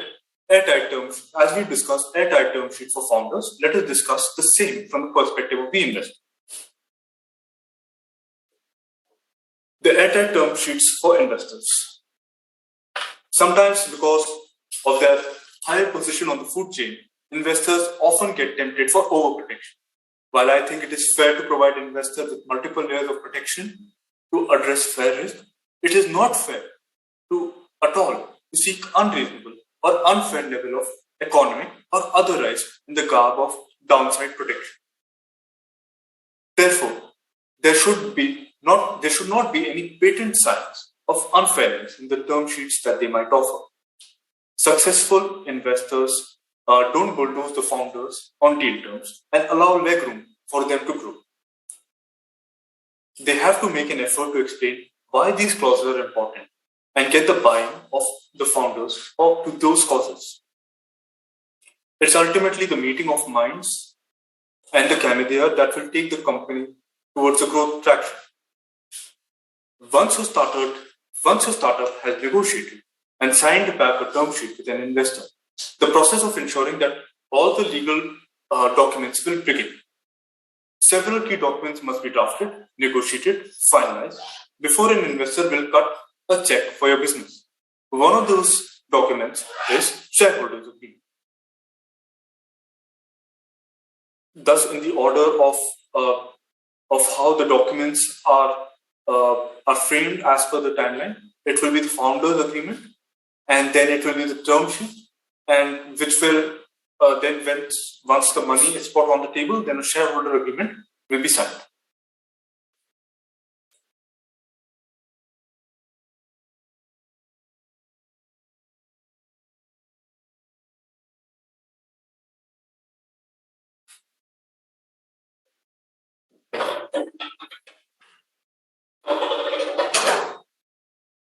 I would like to begin the second part of the presentation, Shareholders agreement.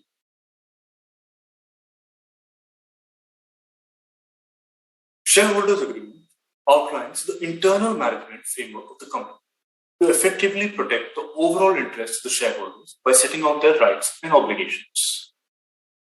Shareholders agreement is a very contested term between the shareholders, and often a loosely drafted shareholder agreement or misplaced clauses or misinterpreted or clauses with a lot of waivers lead to a lot of disturbance and fight among the shareholders.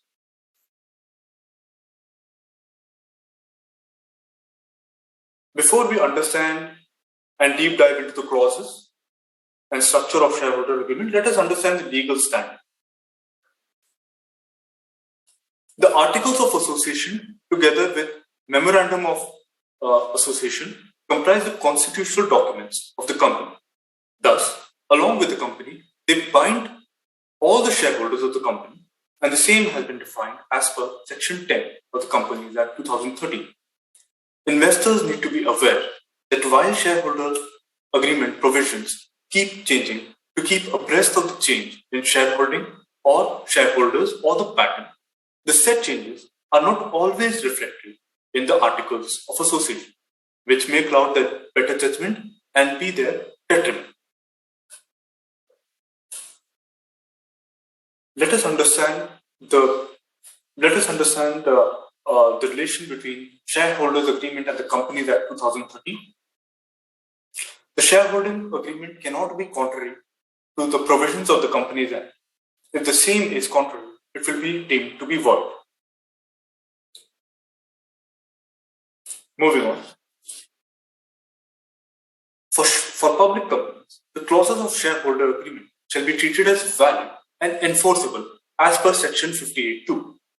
Section 58.2 defines the security of any member in public shall be freely transferable and the same shall be enforceable in the form of contract.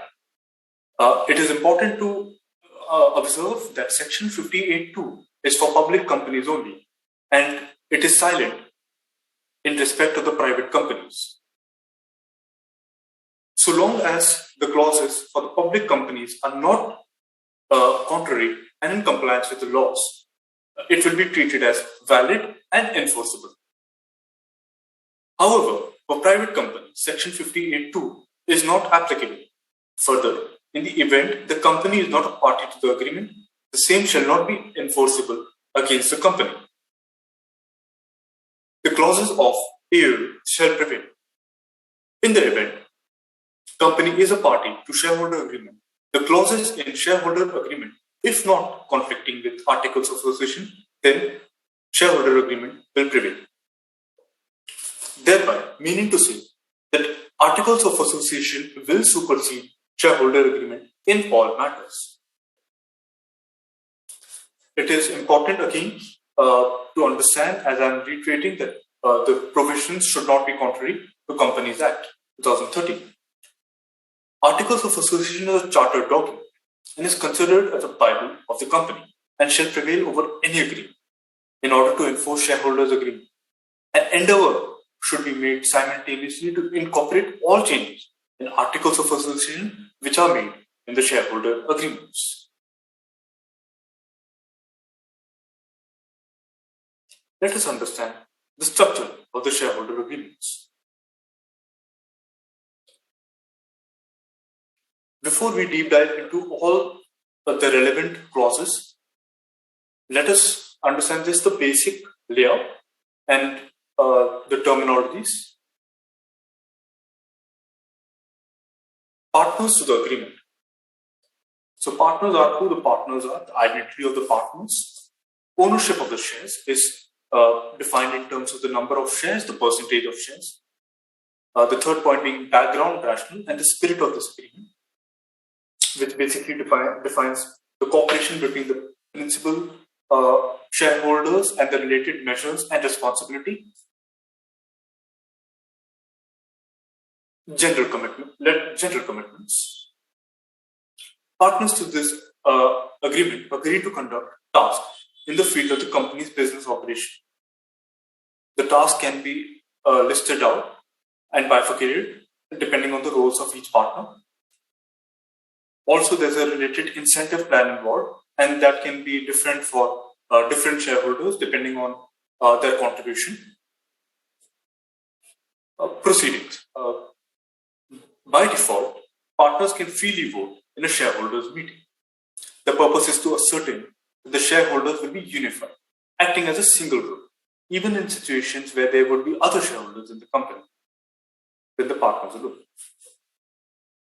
Certain decisions will require shareholders' support, at least the majority of the partners share. Otherwise, all partners agree to vote on these decisions. The following are the decisions that trigger the proceedings: increasing or decreasing share capital, issuing new shares, issuing convertible loans or options that can be transferred to shares. These are convertible papers, selling all or a major part of the business, authorizing board to make the decisions listed above. Moving on to the sixth point, competition restriction clause. The partners who have an active role in the company should undertake not to compete directly or indirectly with the business of the company. Further, penalty will be defined for breach of such clause. Buyback option. There's a buyback in normal exit partner situation or a share disposal restriction. We'll discuss the same further in detail. Exit. Exit is defined by the liquidation preference clause. In a liquidation event, any net consideration shall be distributed pro rata between the shareholders. Meaning to say, depending on the timeline that all the shareholders have come and the capital contribution, it shall be divided equally. Point 9. Abnormal exit situation. Compulsory transfer clauses that are included in a shareholders agreement or the articles to ensure that on departure, the leaving director or employee must transfer the shares for an agreed value back to the other shareholder or to the company. Rules governing share disposal. We'll again discuss drag along and tag along clauses in detail in the coming slides. Point 11. Market value determination. All the transactions between the shareholders and the shareholder and the entities should be at an arm's length basis. Point number 12. Disclaimer and order of interpretation, which states that this agreement supersedes only for the above mentioned issues handled within this agreement. Any arrangement, understanding, promises, or agreement made or existing between the partners thereto. 13. Other shareholders agreement. It means that investors might have investment in other entities as well, and they would have to sign the competition restriction clauses. Thus, all the shareholders must understand, are aware of the existing shareholder agreements or the competition restriction clauses in such other companies. The same shall be disclosed in the appropriate manner. Insight and confidentiality. It deals with disclosure of confidential information and communication, which should be with prior consent of other partners unless required by law.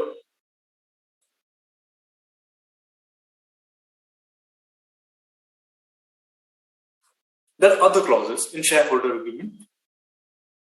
They might seem very basic, but are as important as the above clauses mentioned. Communication among partners. All the communication must be in writing. Costs. All the costs should be borne by the partner and apportioned and allocated equally, and depends on the shareholder's contribution. Disputes and governing law. All the laws and the governing laws are governed and construed in accordance with the law of India. Any dispute arising from this agreement shall be resolved in that specific state or the country. Also, a lot of arbitration terms are also mentioned in this.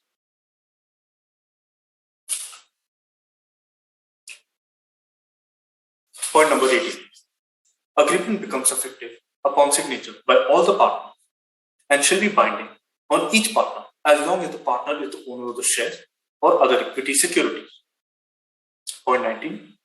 No waiver of any term, provisions, or conditions of this agreement unless such waiver is evidenced in writing and signed by the waiving parties. These are some of the basic and standard clauses that we might see in most of the shareholder agreements.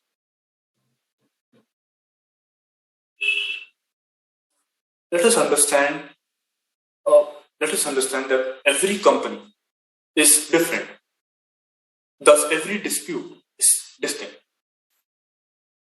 There are, however, some classic causes for disagreement among the shareholder pattern, namely capital versus sweat investment. Many ventures are launched with one partner providing the seed capital and one investing sweat equity. Over time, as business stabilizes and grows, the financially investing partner may wish to see a healthy return, while working partner may feel it is his time and the effort that has really established the company. Therefore, deserves greater compensation or controlling over the corporate affairs. This is one of the classic cases for disagreements. Second point, investment versus dispersal. For example, a shareholder might have to deal with a life emergency or a life-changing scenario, while another may look forward for a long time horizon and will be keen on staying invested.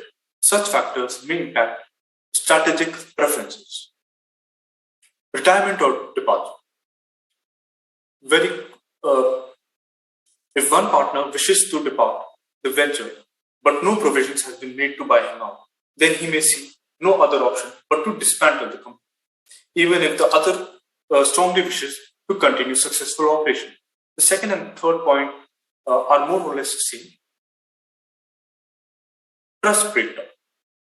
This is usually common, and this is the most common reason for fighting between all the shareholders. There's precedence for the same, and this still continues to happen. Thus, the importance of having a strongly drafted shareholder agreements becomes of importance. The trust background, the parties may suspect that they are no longer working towards a common goal, or even purposefully working against each other. Questions of transparency, reliability of financial and other corporate information can become matters of sharp dispute.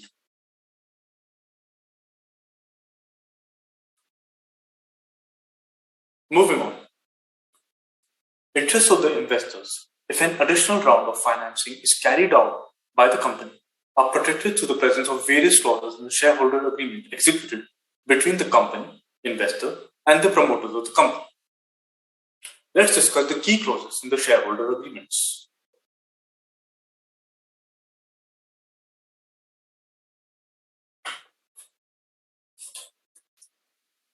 The governance and management body of the startup. It is essential that both list of reinforced majorities for approval of shareholders meeting and the matter reserved for the board of directors are drafted with the intention of protecting the fund and at the same time avoiding the creation of a deadlock situation at the startup. Thus, both seats have been given to access information and also have free access to the management team, and thus they can adequately monitor and adequately monitor the evolution of the financial matrix and the results. Provision for reinforced majority in relation to the adoption of certain resolutions at shareholders meeting are important.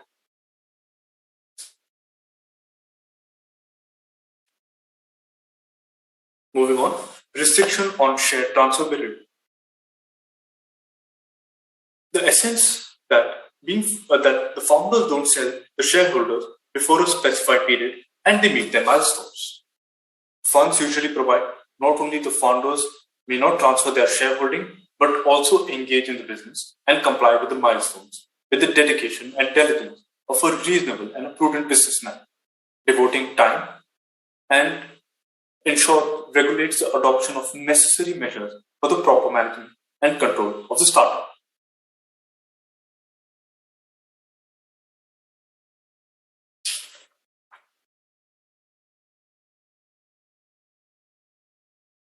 Now, let us understand all the important clauses pertaining to the shareholders agreement.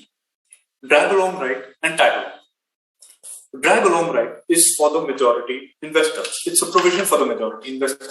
Thereby meaning, in the sale of a company, the majority investor dragged the minority to sell the shares at the same terms and conditions. However, if proper process for documentation and communication through formal channel is not allowed, the same will be void. The majority owner doing the dragging must give the minority owner the same price, terms, conditions as any other seller. Further, as stated, they have to provide advance notice of the corporate actions mandated for the minority shareholder. Thus, meaning to say, it allows healthy and timely communication of the prices, terms, conditions that will apply to the shares held by the minority investors. As stated, it will be nullified if proper procedures surrounding their actions have not been followed. Tag along. As drag along is for the majority investor, tag along protects the minority investor. This clause is kept in keeping minority in consideration. Example, If majority investors are selling their stake, minorities can exercise this clause to sell along with the majority at the same terms and conditions, thus making the entire sale process very difficult. Tag-along rights, it becomes harder to complete the sale when the potential buyer doesn't want to increase or change the terms of their offer in order to please the minority shareholder. Additionally, it is important to note that the majority can be defined as simple majority, that is more than 50%, and super majority, that is more than 75%. The same shall be listed in the glossary of the shareholders agreement and be well defined. In some clauses, simple majority will be considered. In some clauses, super majority will be factored in. To understand the difference between the two has to be kept in mind and should be a caution for both the investor and the founder. Kindly take a minute to read the same.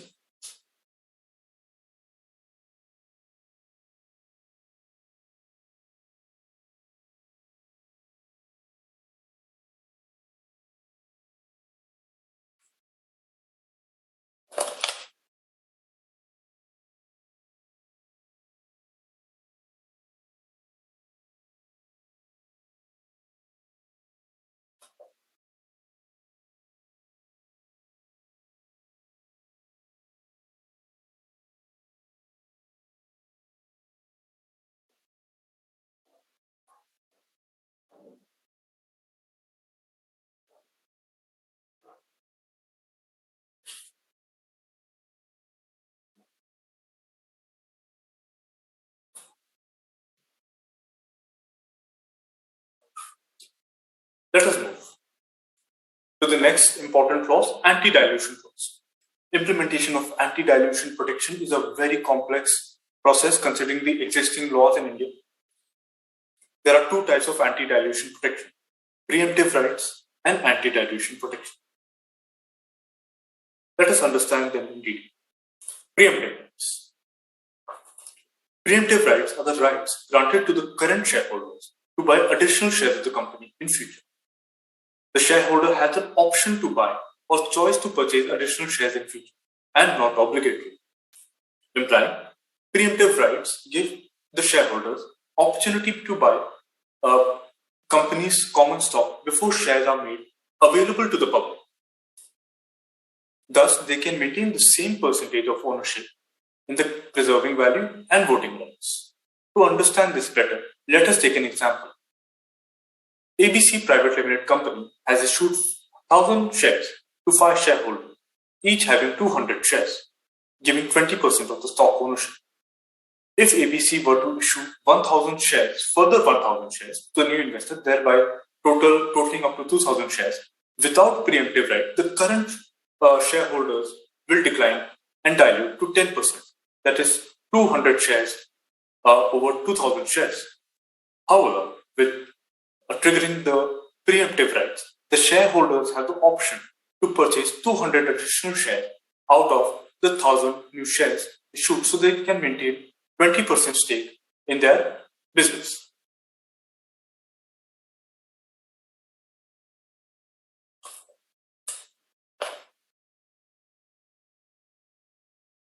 Moving on to the second part of the anti-dilution clause is anti-dilution protection. These are rights given to the shareholders and investors to protect them from share dilution. Before explaining this, let me take the example. Suppose Series A investor has invested 10 crores in the company for 20% stake by subscribing 10 lakh shares out of the total 50 lakh shares. It implies the value of each share is 100 rupees. That is 10 crore divided by 10 lakh shares. Let us assume that the company has been given anti-dilution right to Series A investor. It would ensure if the company issues any shares in future to Series B investor, the pre-money value of each share cannot be less than 100 rupees, or the company will have to compensate Series A investor from any dilution by issuing them additional shares. Thus, the Series B investor cannot come at a value less than 100 rupees. Or if this, if they decide to come, if they are allowed to come, then additional shares will be issued to CDA investor. Thus, anti-dilution protection gives protection to the existing investor of the company when new shares are issued in the subsequent round at a price which is lower than the price paid by the existing investor.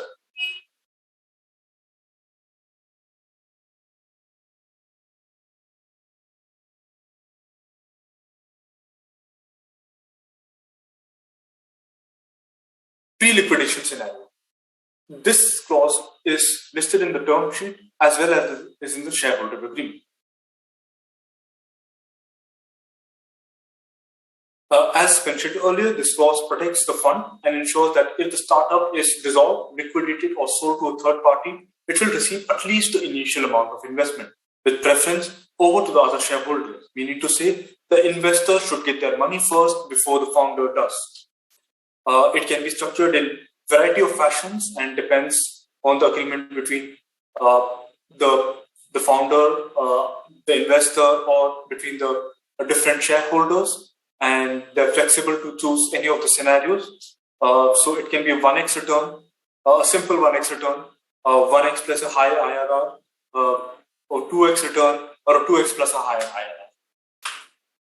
Kindly take a minute to read the different ways that can be structured before we proceed to the next slide.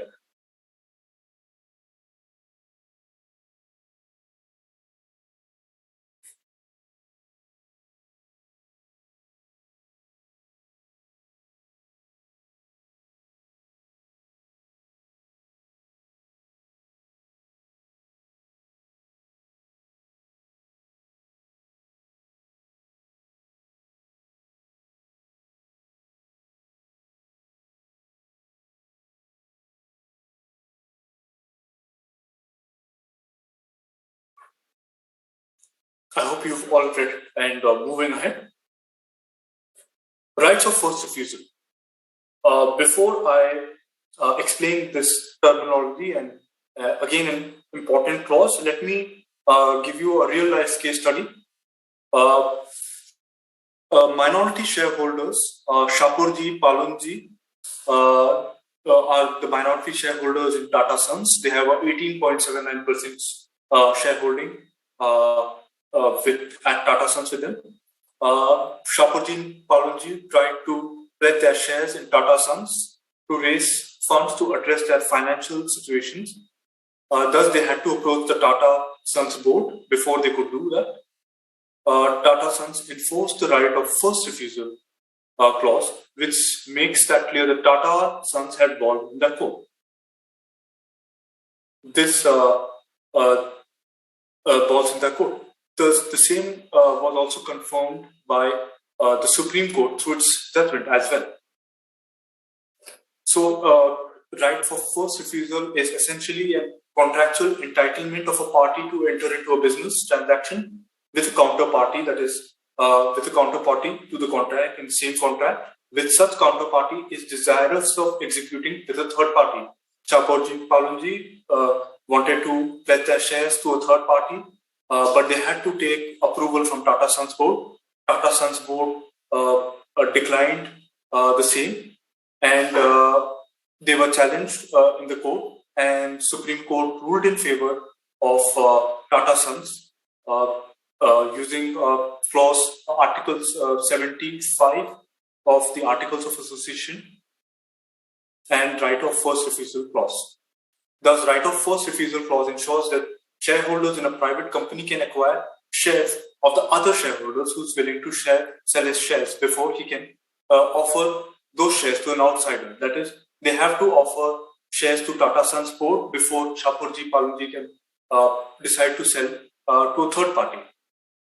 The main goal of the provision is to allow the investors to prevent ownership dilution as the company raises additional capital. Thus, by stringing Shapurji Palunji group along, even after the dismissal of Mystery Remains of one of the Eagles' famous song from 1970, Hotel California. You can check in any time you leave, but you can never leave. Thus, very relevant in this scenario.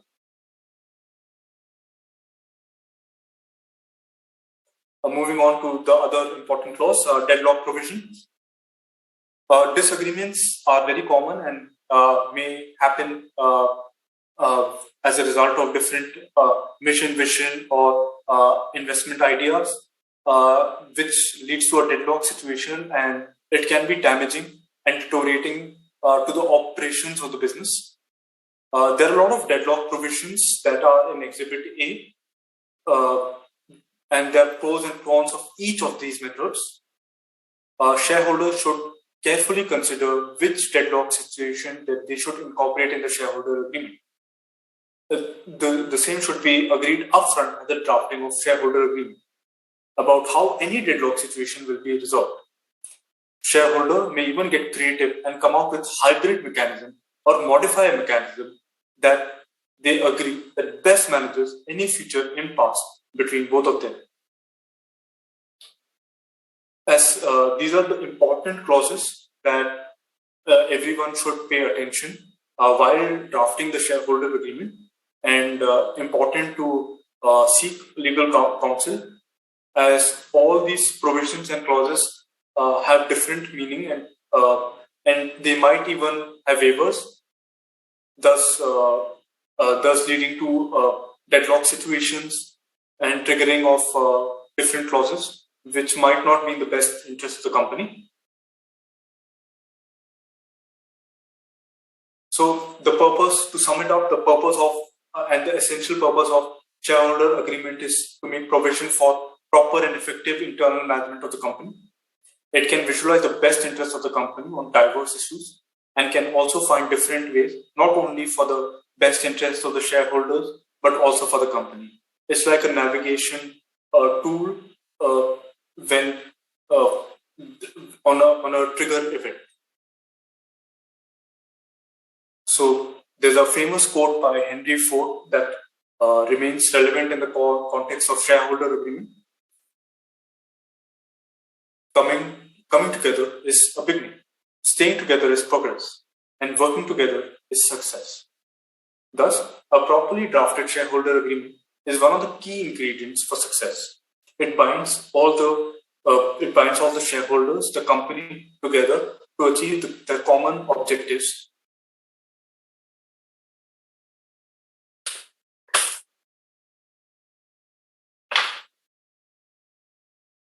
So these are the deadlock situation. I think we might not have enough time for this. So basically, to summarize, these are the same as above, and shareholders with a strong financial muscle can arm twist the other minority shareholders using these options.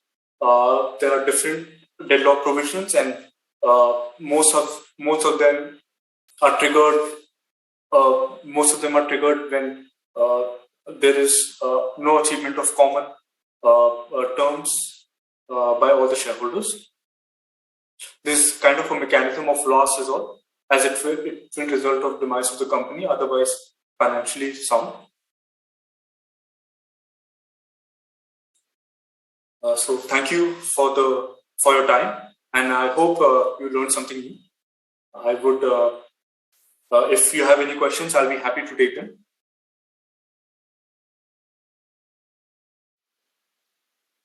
Yeah. Thank you, C. Abhishek, for such a wonderful and valuable session.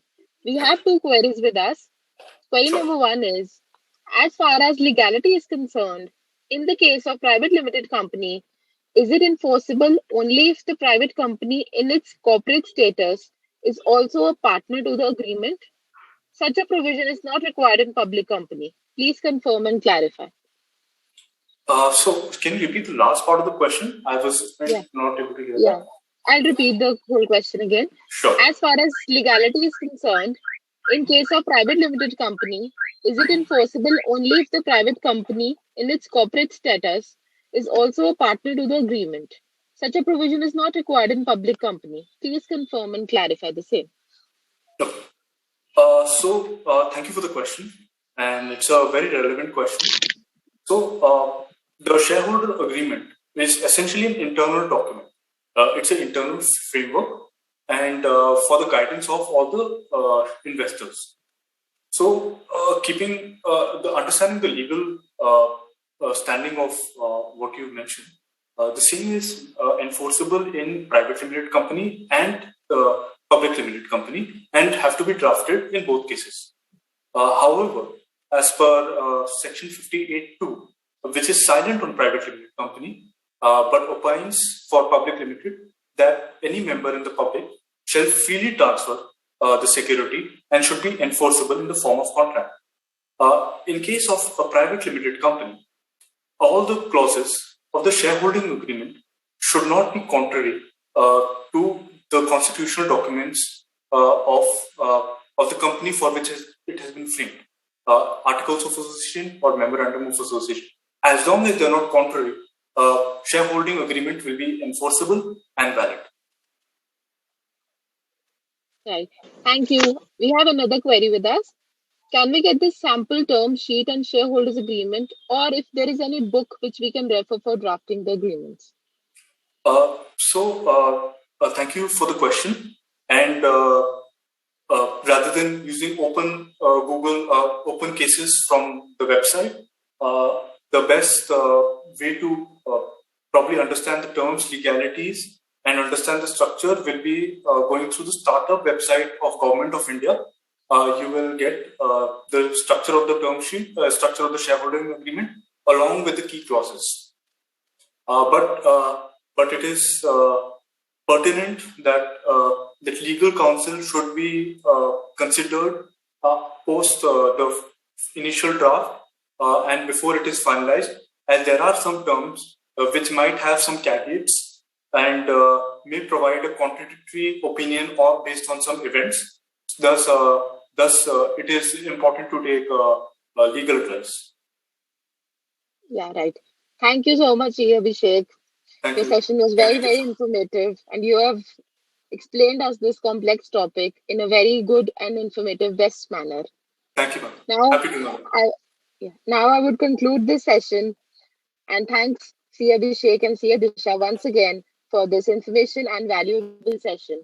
We all had a very good information and very great time. Thank you so much, everybody. Thank you. Thank you. Good evening.